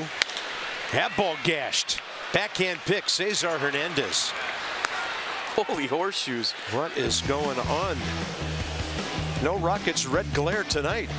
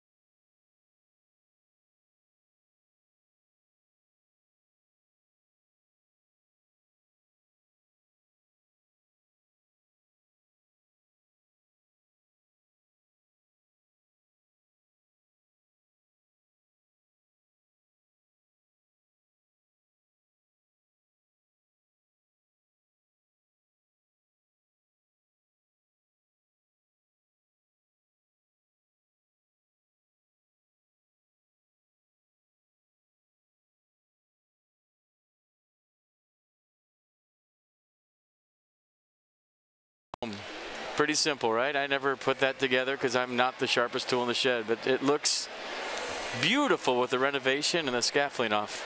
Burning the 852 oil they are right now. Absolutely. So in our nation's capital, this one to the top of the 7th.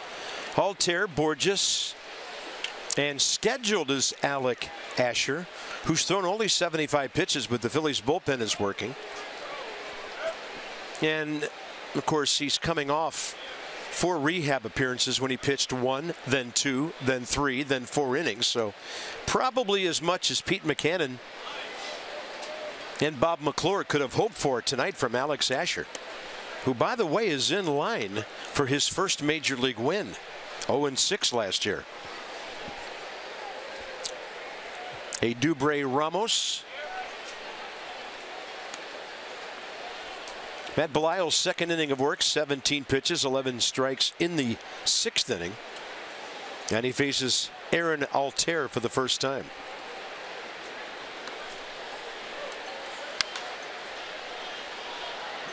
I don't think Aaron Altair is going to leave it up to Paul Emmel this time. He's going to be hacking. He's tired of hearing ring, ring. Rung up twice on pitches all over the place. And they went out and made a great defensive play after the second one. That is up and in, ball 3.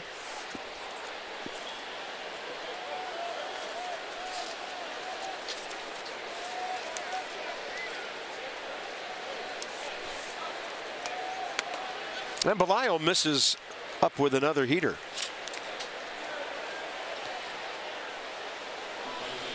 (2017) Nats Plus memberships are on sale right now, and here's the great thing about it. Couple of great things. You can secure your postseason tickets for this October and guarantee access to the 2018 All-Star Game. Enjoy exclusive experiences, rewards, and access that membership provides. So call the number, log on. The number, by the way, 202-675-NATS.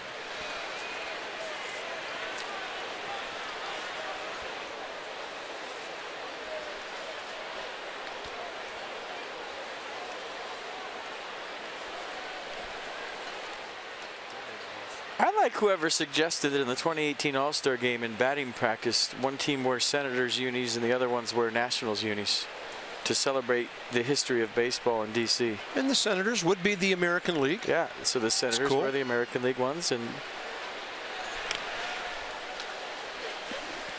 the National League wears the National ones. And if he feels like it, Frank Howard takes the first swing and hits one on to Half Street.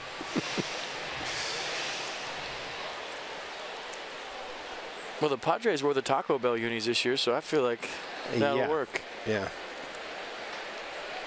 There's Darren Ruff, set to hit in the number 9 spot.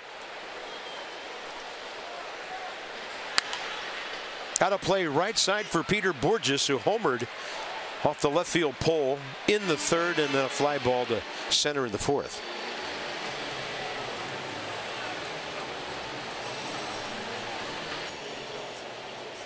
Mets off tonight. They'll be at Atlanta for the weekend. The Nats a chance to go 9 up, but they'll have to battle back.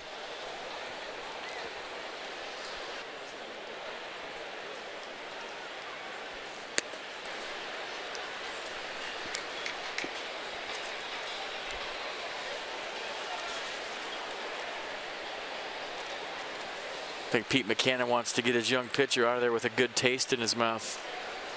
He's seeing some hard hit baseballs, but he's also.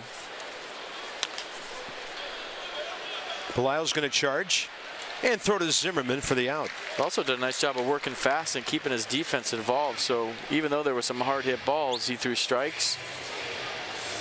He worked fast. And sometimes it's better to be lucky than good, but he was good enough. Yeah, going 6 innings, shutting out the Nats on 2 hits. Walked only 1 man, Worth back in the 3rd. Contact outs all night. I don't see a single K. 75 pitches, 44 strikes.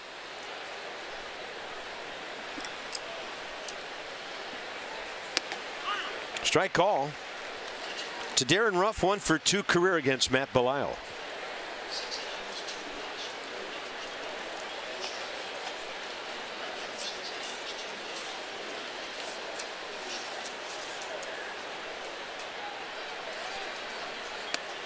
Tried to go in there again, just missing. Well, we wish all the best for Stephen Strasburg. Time will tell.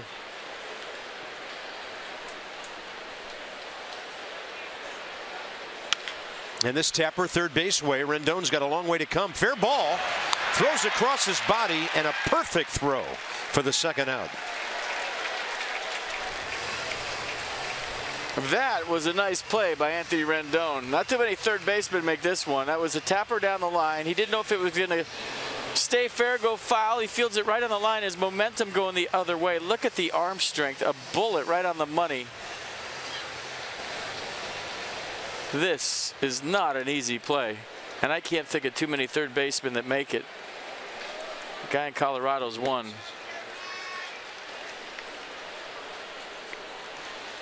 The guy in Baltimore's another. Oh, yeah. So that's a big run at third base. Phillies trying to get this thing beyond slam range. With Altair there, 2 outs. Cesar Hernandez, 1 for 3.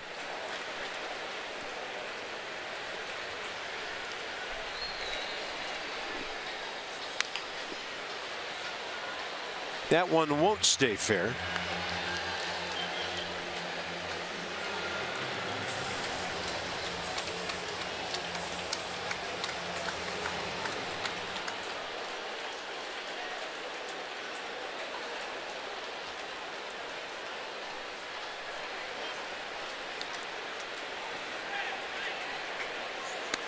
Swing and a miss on a pitch up.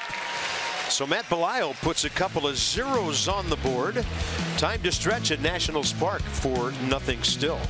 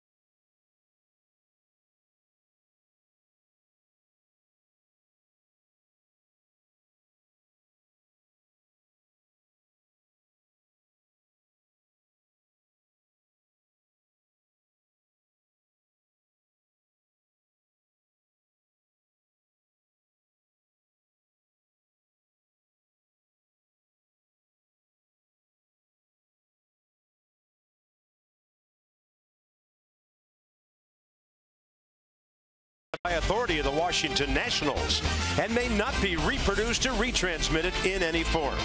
And the accounts and descriptions of this game may not be disseminated without the expressed written consent of the Washington Nationals. So 4-0 as we cruise into the bottom of the 7th inning. The Nats have hit into some tough luck tonight. But hey, Alec Asher was throwing strikes. He was working fast, and he kept his defense involved. So yeah, they hit some balls hard, hit them right at people. I think final count I had 12 hard hit balls and just a couple of hits. So you're seeing them all right now.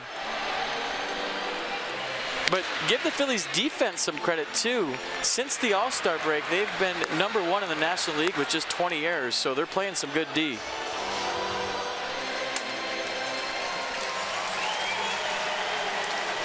Up to the Phillies bullpen now, the rest of the way. 23-year-old ODUBEL Ramos, rookie, making his 35th appearance. 32 innings, 35 Ks, 28 hits.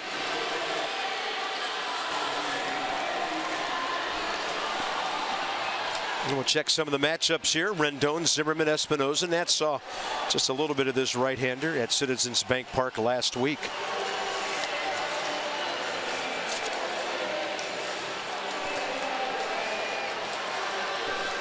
Text Masson's word of the day, fixins, to 29292 for your chance to win a signed Max Scherzer jersey and Roy Rogers Cowboy Cash from Masson. It's brought to you by Roy Rogers. Check out their lineup.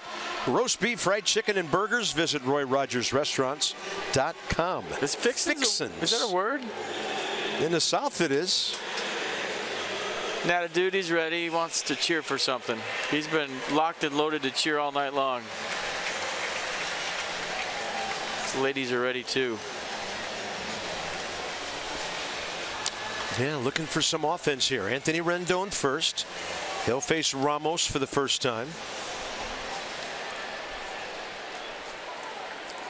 Anthony tonight 0 for 2, a sharp comebacker and a line drive to right, so he's been unlucky twice. Phillies have out hit the Nats 5-2, and that's strike one, 7th inning underway. Another note on Asher, he'll retire 10 of his last 11 batters.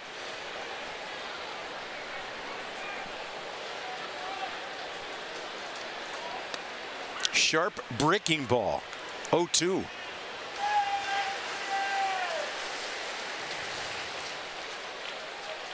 Breaking ball is a slider. He throws it 44% of the time at 82 miles an hour. And the fastball's mid-90s, as you see right there. Occasional changeup.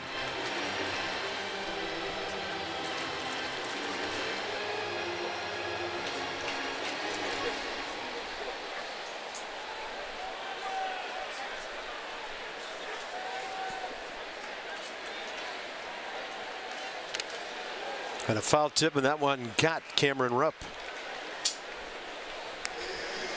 Since the All-Star break, Anthony's been outstanding. 340 home run total, almost equal to the entire first half. And of course, pre-All-Star break, that's more than half the season by 7, 8, sometimes 9 games. Then the RBIs on pace as well.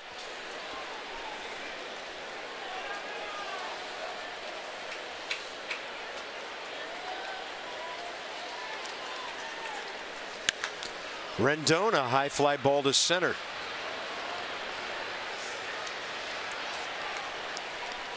Herrera for the first out. And now Ryan Zimmerman. Left-hander Matt Grace. He came into the 11th inning last night. Got a couple of guys out. Matt Latos ended up the winning pitcher last night. His first as a National.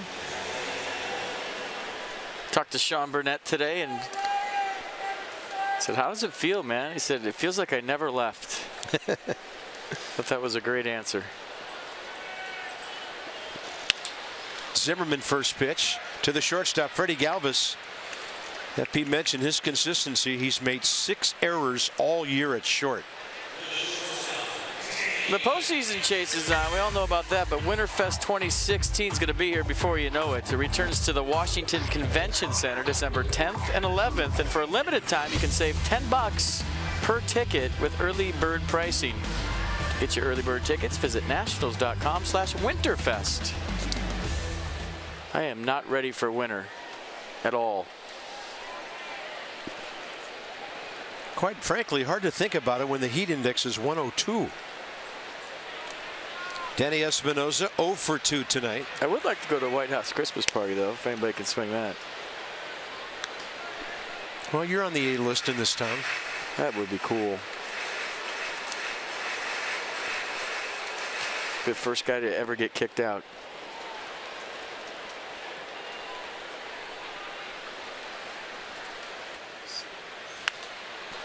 One.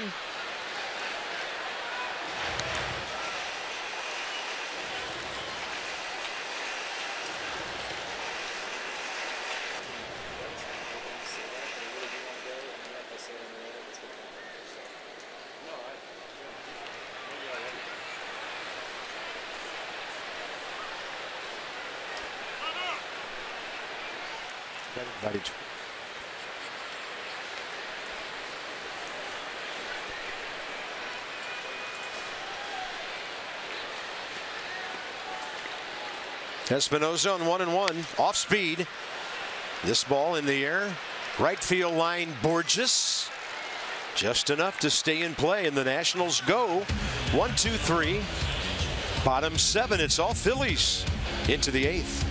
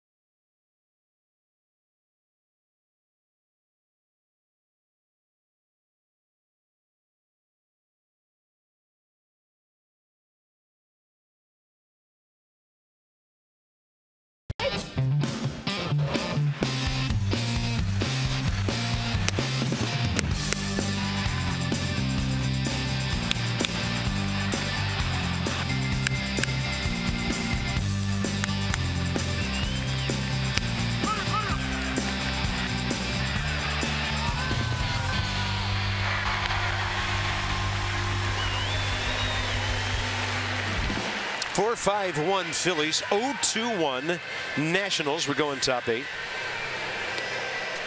And when you have insight, you know how to handle your finances with confidence. We check in on minor league playoffs.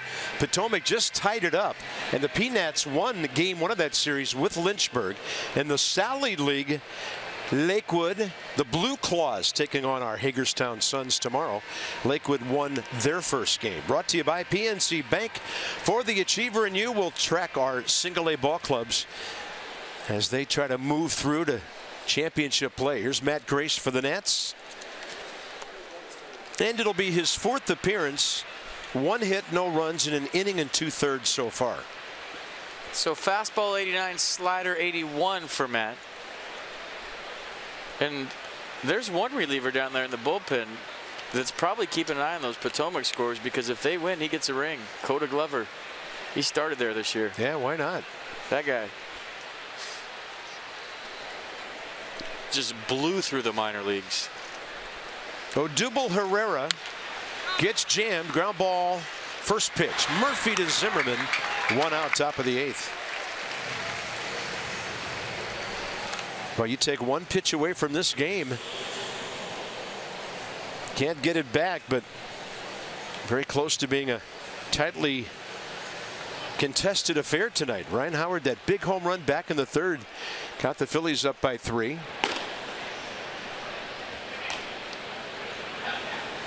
Mark Melanson doesn't have a baseball yet. He's just going through his mechanics, so not exactly sure what's going on there. Our Well, now he's got a ball. I guess he was doing a little shadow throwing there a little bit.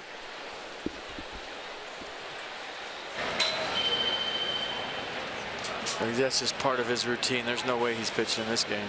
Not unless the Nats come back and score 5. Yeah, ball in his glove for a couple of tosses here and there. So here's Andres Blanco. He'll turn around and bat right-handed. Facing Grace for the first time, and Matt misses. I'm looking down there. They don't have enough mounds. They have to put in a third mound right in the middle.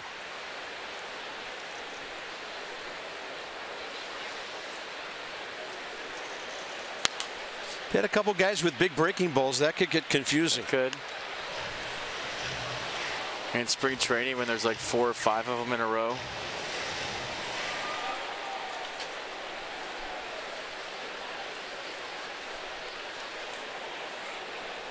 Here's the rest of the bunch.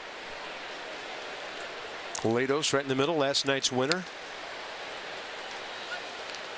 Yeah, I mentioned something to one of my buddies today. You sign a guy like that who's put on waivers and he comes up and gets you 1 major league win in a pennant race, it was worth it, whatever happens from here on out.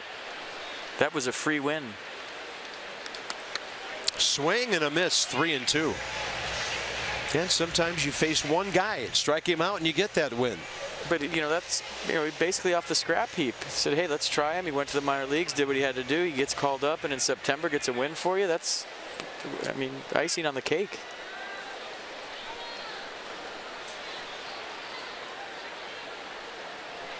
Giolito on one side, Zepchinski on the other.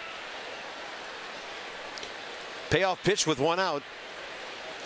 Grace gets the strikeout. On a breaking ball up and away, 2 down with Ryan Howard coming up. Nissan will track it. Nice slider right here. I think it might have acted more like a changeup and fooled him. I think we got a good old-fashioned double switch coming right now.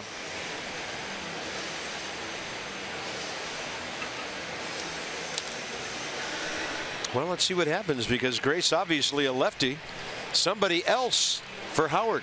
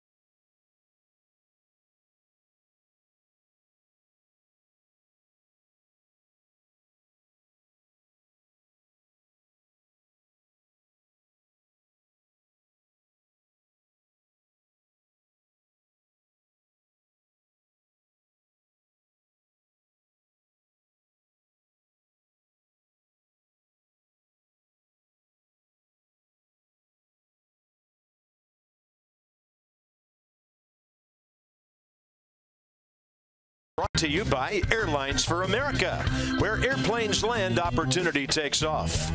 By University of Maryland University College. And by Navy Federal Credit Union, proudly serving the armed forces and their families for over 80 years. Federally insured by NCUA. Bad Rack's been a little quiet tonight. Interesting move by Dusty Baker. Tommy Joseph had been announced as a pinch hitter for Ryan Howard, so maybe not that interesting as he brings in the right-hander, Yusmeiro Petit. 1 pitch, fly ball to left, a run by Jason Worth, and it's right to the bottom of the 8th inning. Very late for the Nats, 8, 9, and 1 coming up.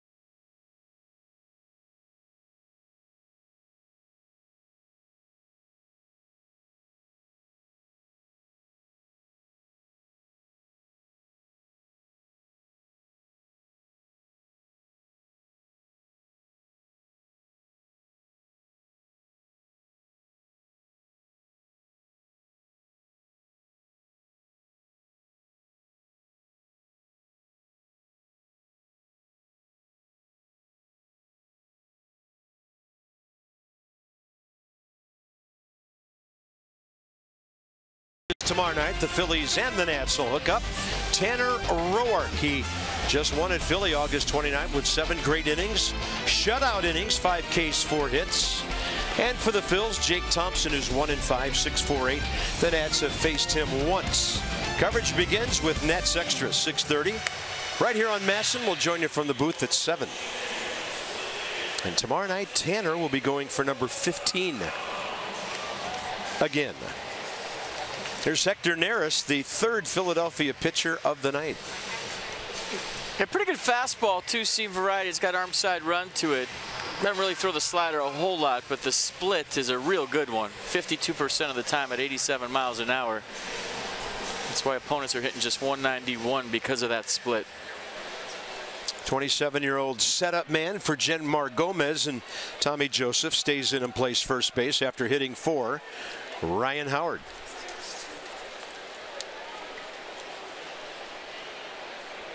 Jose Lobaton.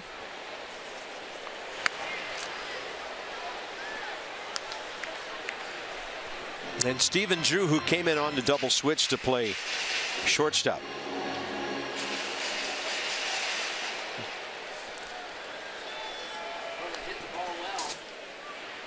Lobaton, first career at bat against, pardon me, 4th career at bat against Hector Neris.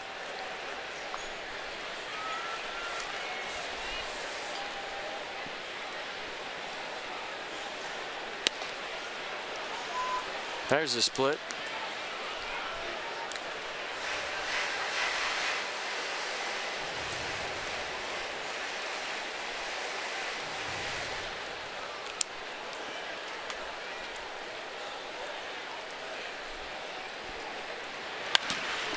And this one high in the air to the left side.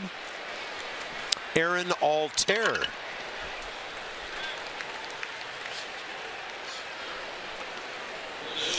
Johnny Holiday and Ray Knight are in the house tonight. We invite you to tune into the Nats Extra postgame show presented by W.B. Mason.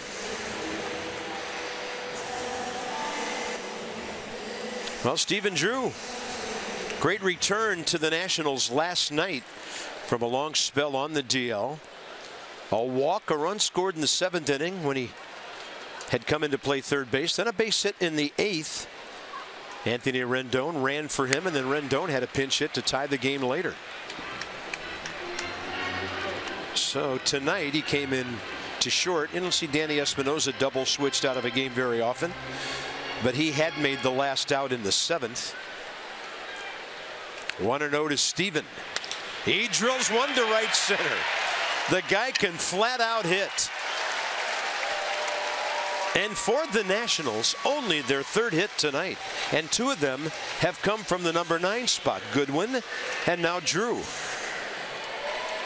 Well, you got to get to the fastball before he gets to the split. So good game plan by Stephen Drew, veteran hitter. Knew what he wanted to do, especially against a guy in his own division.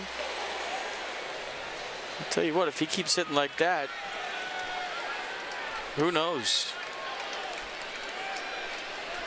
Top of the order, Trey Turner. Phillies have him 0 for 3 tonight after Trey's tremendous series against Atlanta when he had 7 hits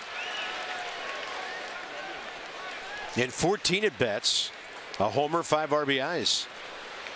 I mean, what Stephen Drew is doing is so hard.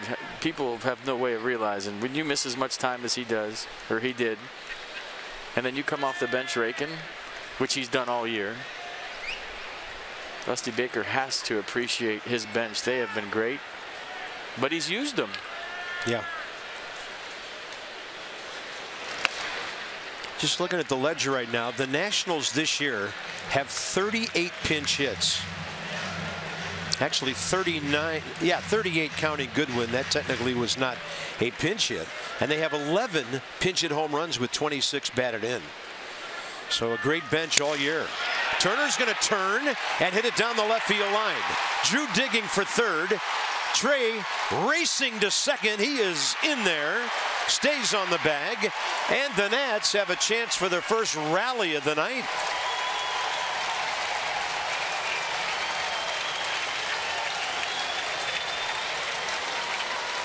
Turner now on base 25 out of 26 games. Yeah, get on that fastball. Bat died a hero. Little broken bat double down the left field. I was watching him. He was gliding around first, just gliding, and then he had to kick it into another gear right there. He sees the throw coming, and you're not getting me. I'm too fast. So that was Trey's first career at bat against Hector Neris. Jason Worth is 3 for 7 against him with a home run and a couple of RBIs.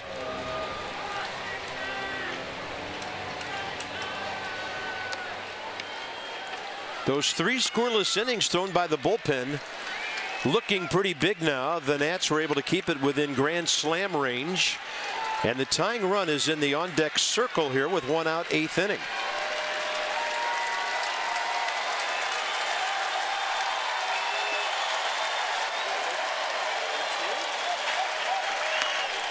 Fastball misses.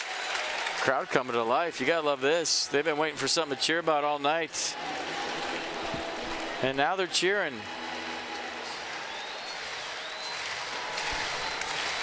Oh, there it is, 25,412 tonight.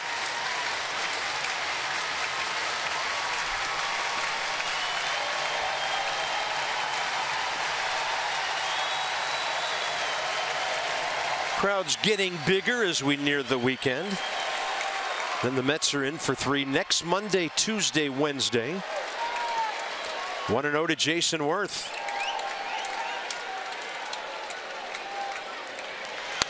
That ball is popped up and well out of play to the left side.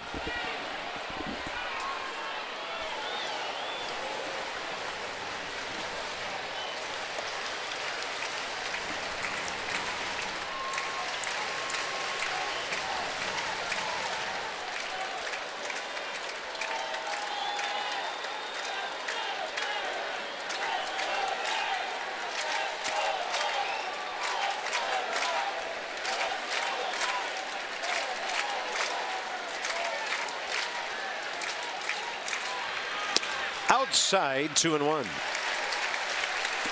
Well, that's where if you're Jason Worth, you're all in on a fastball. If he throws you that split, swing over the top. And then there's Daniel Murphy on deck. Bryce Harper behind him.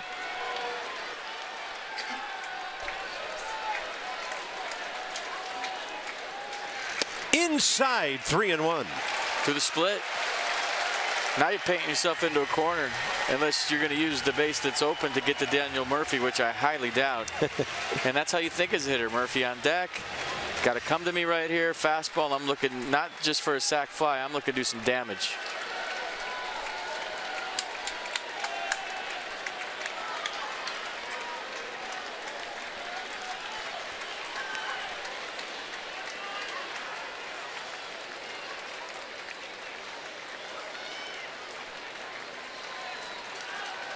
Yeah, long pause, and you could sense that Worth would be asking for time. Softball numbers on 3-1 this year. Jason, an amazing 563.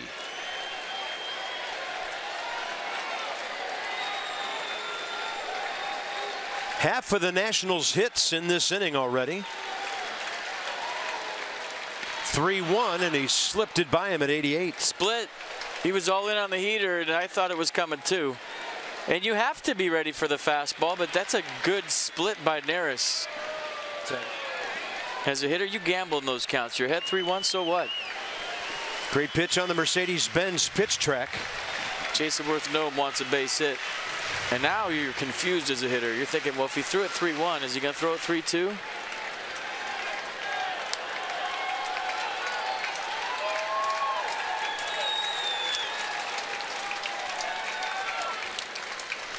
Ball 4, down and away, and the bases are loaded with 1 out.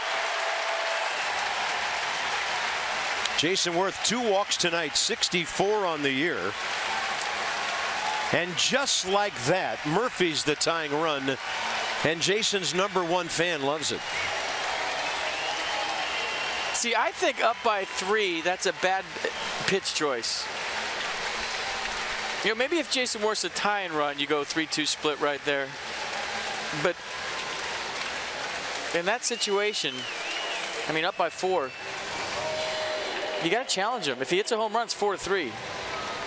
You start tinkering around with 3-2 splits and walking guys and putting guys on for free, it get real hairy real quick. And I think that was a thought process for Worth on the 3-1 pitch, and that was an easy take, 3-2.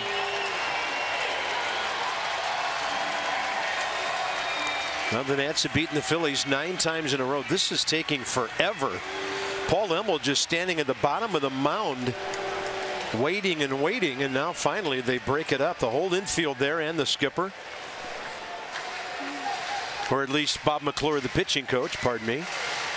So here we go. Daniel Murphy, a line drive out last time, doubled in the first. He's the second leading RBI man in the National League with 100.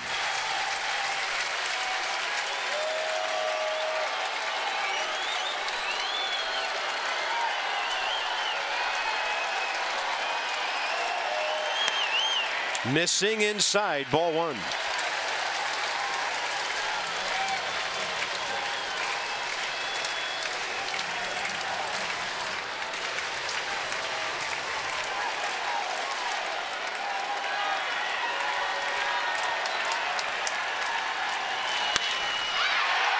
Pretty deep to left, going back Altair on the track. Coming home to score is Drew. The other runners go back, and the Nationals are on the board. Murphy's 101st RBI.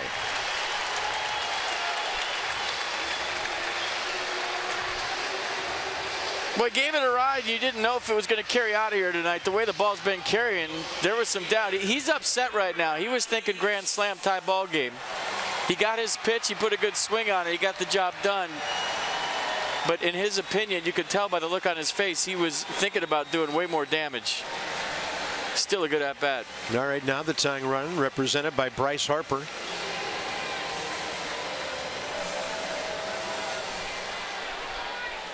Bryce career against Neris, 0 for 3 with a walk. And then looking for his first base hit of the night.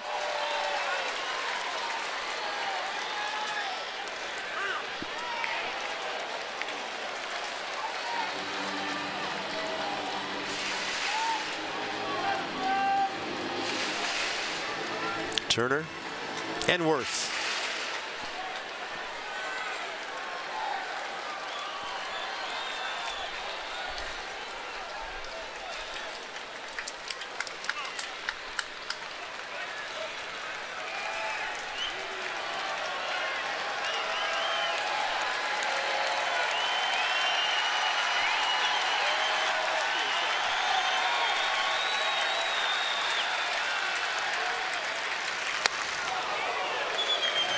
I think he's just showing him that fastball to get back to the split. He threw a 0-0.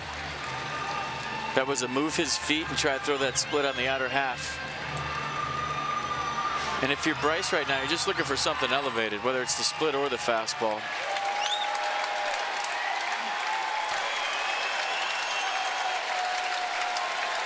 The 1-1 to Harper. Phillies outfield deep. Up and in, ball 2.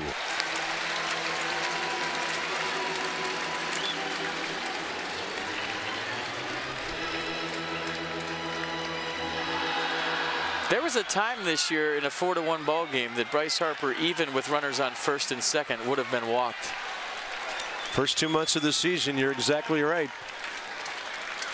2-1, foul tip. Even as the tie and run, we saw it a few times.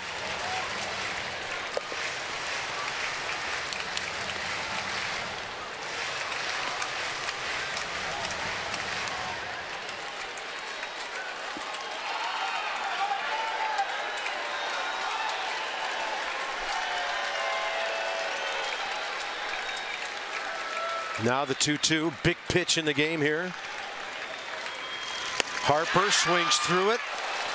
So Hector Neris works him over with the splitter. The Nats settle for a run. They had bases loaded, 1 out to the ninth. It's 4-1 Phillies.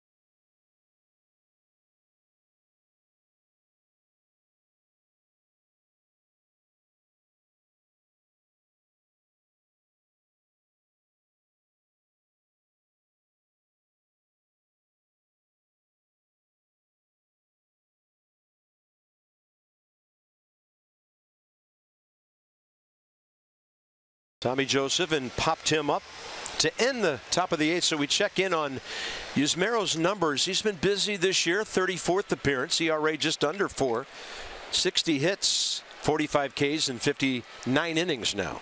Got 4 pitches: fastball, slider, curveball, change. Fastball in the upper 80s, 2-seam it. Pretty good command. Generally stays away from hitters with the fastball, but he's a strike thrower.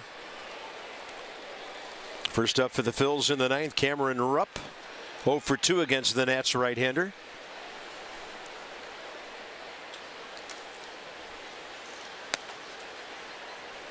I'll tell you what, the Hector Neris split might be one of the better ones in the National League. That was impressive.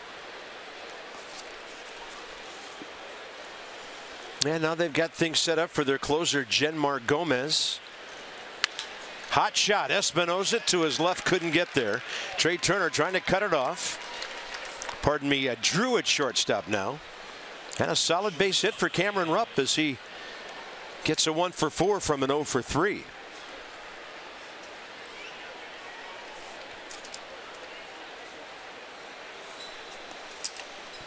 Next up, Freddie Galvis, 1 for 3. There's Genmar Gomez, who has 35 saves on the year in 39 chances.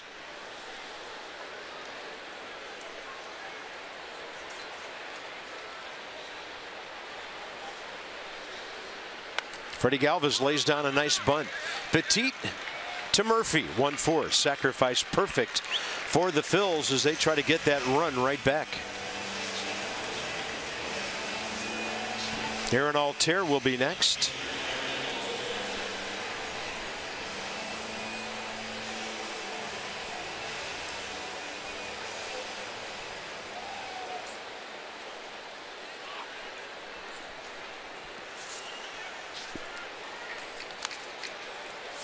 Altair 0 for 2 with a couple of strikeouts and a walk.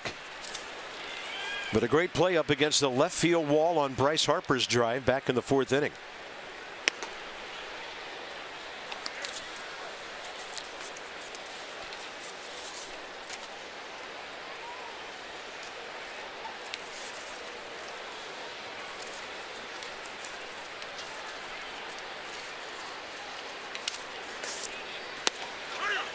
Off speed, perfect to the inside edge.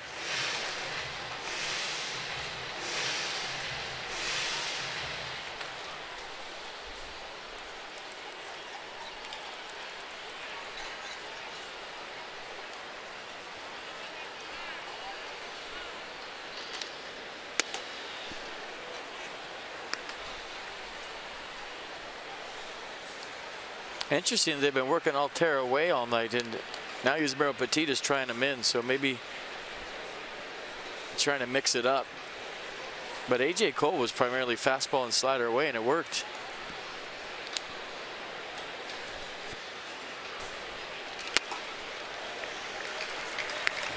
Good slider by Yusmero.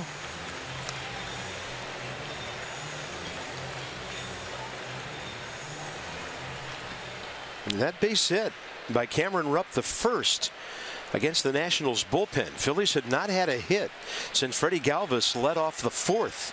He was then caught stealing. And on an error and a walk, only 2 base runners before that Cameron Rupp single.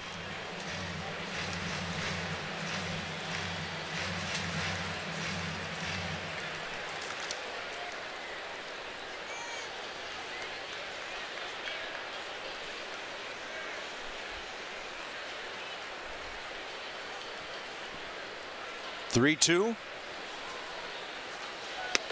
Got him. 76 upstairs with the hook. 2 down.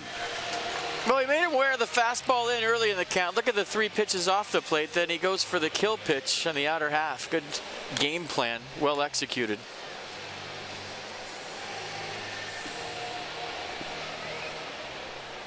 So last 3 games, giving up some hits, but at times they've been effective. Last night the bullpen was pretty solid. The Nats only giving up 1 run after Lucas Giolito's 3 1/3. Of course, Steven Strasburg only able to go 2 1/3 last night before he was injured. So the bullpen picked up some serious slack for the last nearly 9 innings of that game.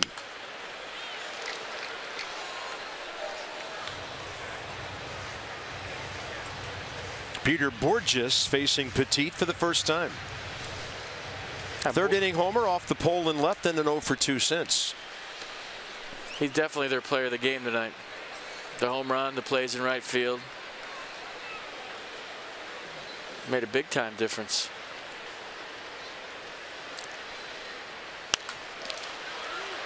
This ball popped back over the screen. In the bottom of the ninth, it'll be 5, 6, and 7 for the Nationals. Rendon, Zimmerman, then the pitcher's spot.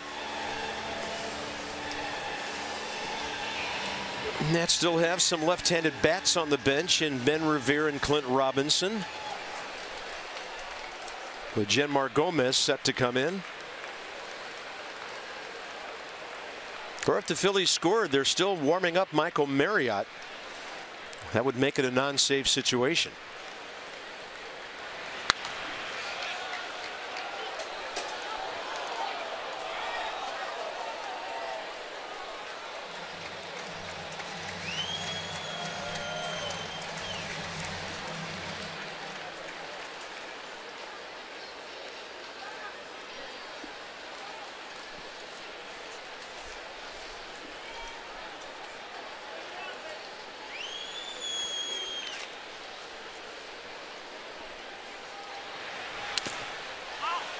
Foul tip. BOURJOS staying alive.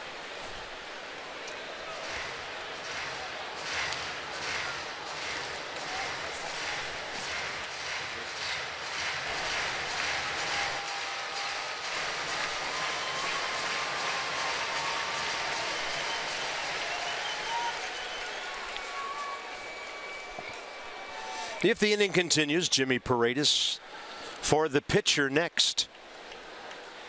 1-2, and Petit gets the pop-up to the right side. Ryan Zimmerman puts it away. He'll bat after Rendon. Anthony looking for his first base hit, and the Nats about to face Genmar Gomez.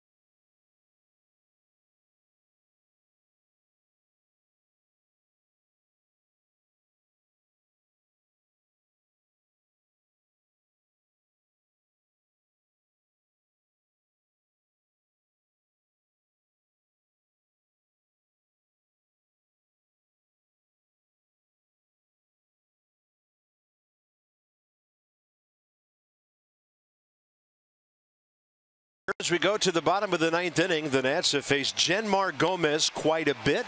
4-1 Phillies. It'll be his 63rd appearance, 64 innings, and 35 saves. Yeah, two-seam fastball, slider change, throw occasional curveball, not very often. 63rd appearance for the Phillies closer. 41 strikeouts, 18 walks, so he's going to throw you some strikes. Opponents hitting .261 against Genmar Gomez.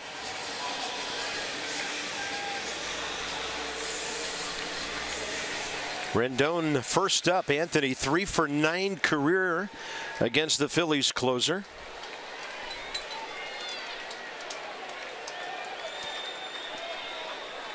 Nats need 2 base runners and see what happens.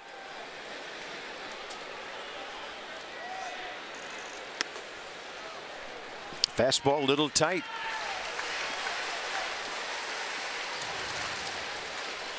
Probably taking a strike all the way. See his numbers against the Nats this year. Nats are playing the Phillies for the 16th time. They've beaten them 9 in a row, and that is in there, 1-1.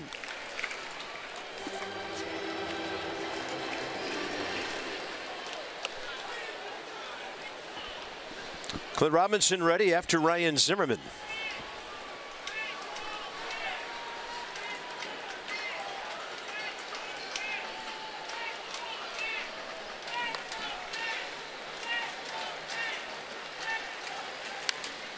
Anthony jammed and he fouls it out of play.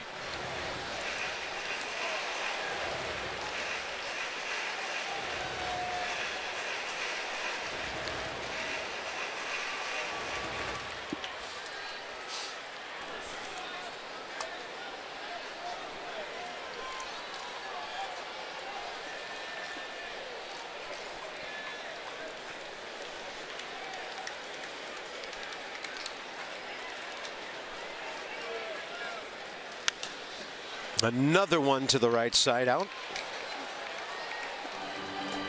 This looks, by the way, Jemar Gomez has that quick arm that his fastball plays a little higher than 92. It's sneaky at times.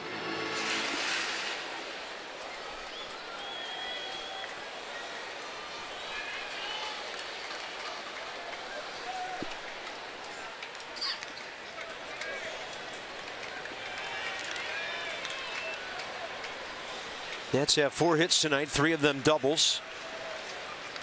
Anthony can't get to it. Ball breaking away on him. 1 out, bottom of the 9th. I think Anthony might have been thinking that slider was going to slide a little more and just kind of stayed up and acted more like a changeup than anything. Tanner Roark is ready for tomorrow already. He's always ready.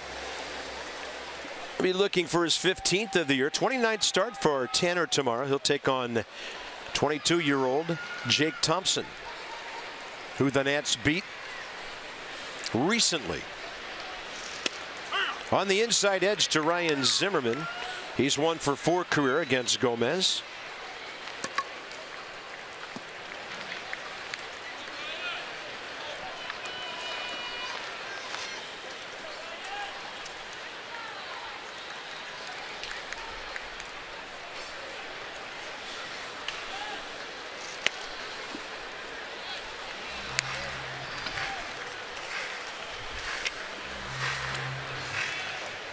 Gomez trying to get Alec Asher his first major league win. He was good tonight. Shut out the Nats on 2 hits through 6. He was good and he had a horseshoe in his back pocket. A lot of line drives right at Phillies tonight. That's got a lot of topspin on it and off the glove of Andres Blanco. Zimmerman aboard with 1 out, 9th inning. Nats 5th base hit of the night.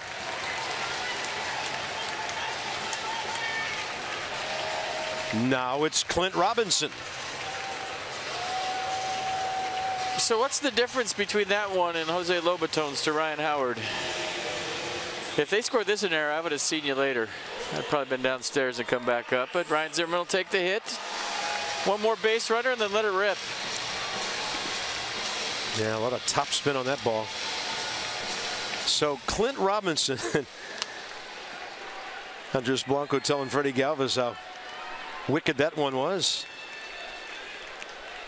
Clint 1 for 4 against Gomez with a walk and an RBI. 9 pinch hits this year, a homer, 4 RBIs.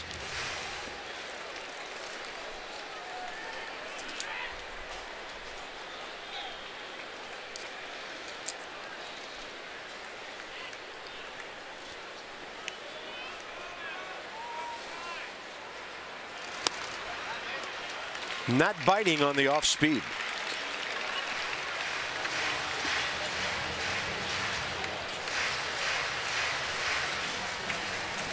Pretty good numbers against Philadelphia in 10 games. He's just trying to get on any way he can for Wilson Ramos. And let the big guy go at it. They play Clint straight away in the outfield. We're almost surprised now when we see defenses playing straight up. That ball is popped up to left. Long run for Aaron Altair. He will get there. Nats are down to their final out. And Wilson Ramos for Jose Lobaton here.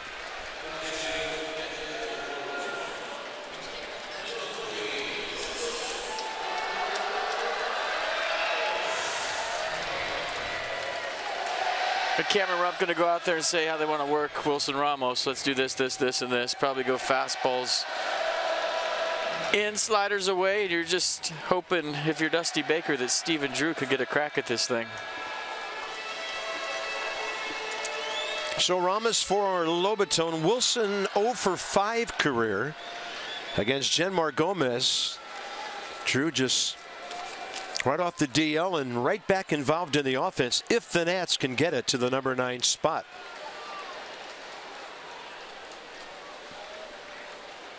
They're going to go ahead and give Ryan Zimmerman second base.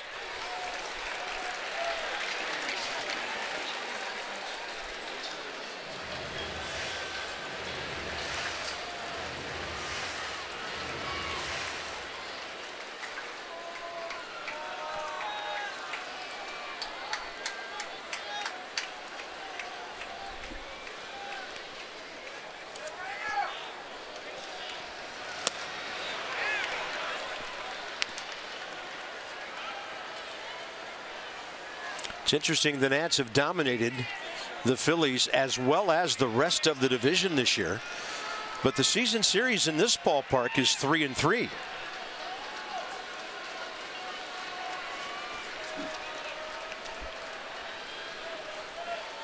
(1-1), and Wilson Ramos takes it off the plate. That's such a good at-bat by Wilson last night. The walk-off base hit. You know, a lot of times as a hitter, you're thinking, you know, fly ball in that situation and make the ball be up. But he went down and dug something out of below his knees and threw it out there in the gap.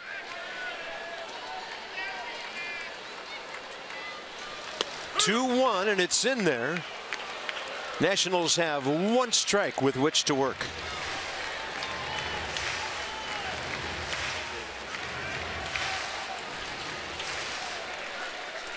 Last night made it to 25 games over 500 for the first time this year.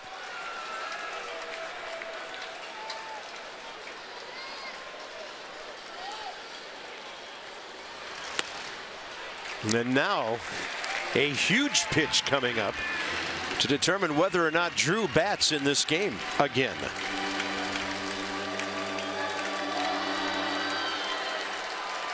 I think you go with the fastball right here. I don't think there's a need to get tricky until the tying run gets up there. We'll see what they decide on.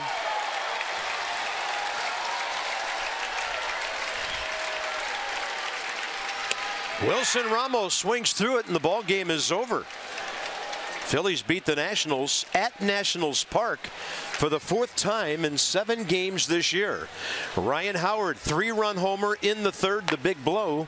Took a 1-0 game and put the Phillies up by 4, and they never look back. The Nats beaten 4-1, and the season series now Washington 11-5. Tomorrow night, join us here on Masson when the Nats and the Phillies play Game 2. We'll get you going with Nats Extra at 6:30. This has been a presentation of Masson, Johnny and Ray straight ahead and from the ballpark. So long for just a while.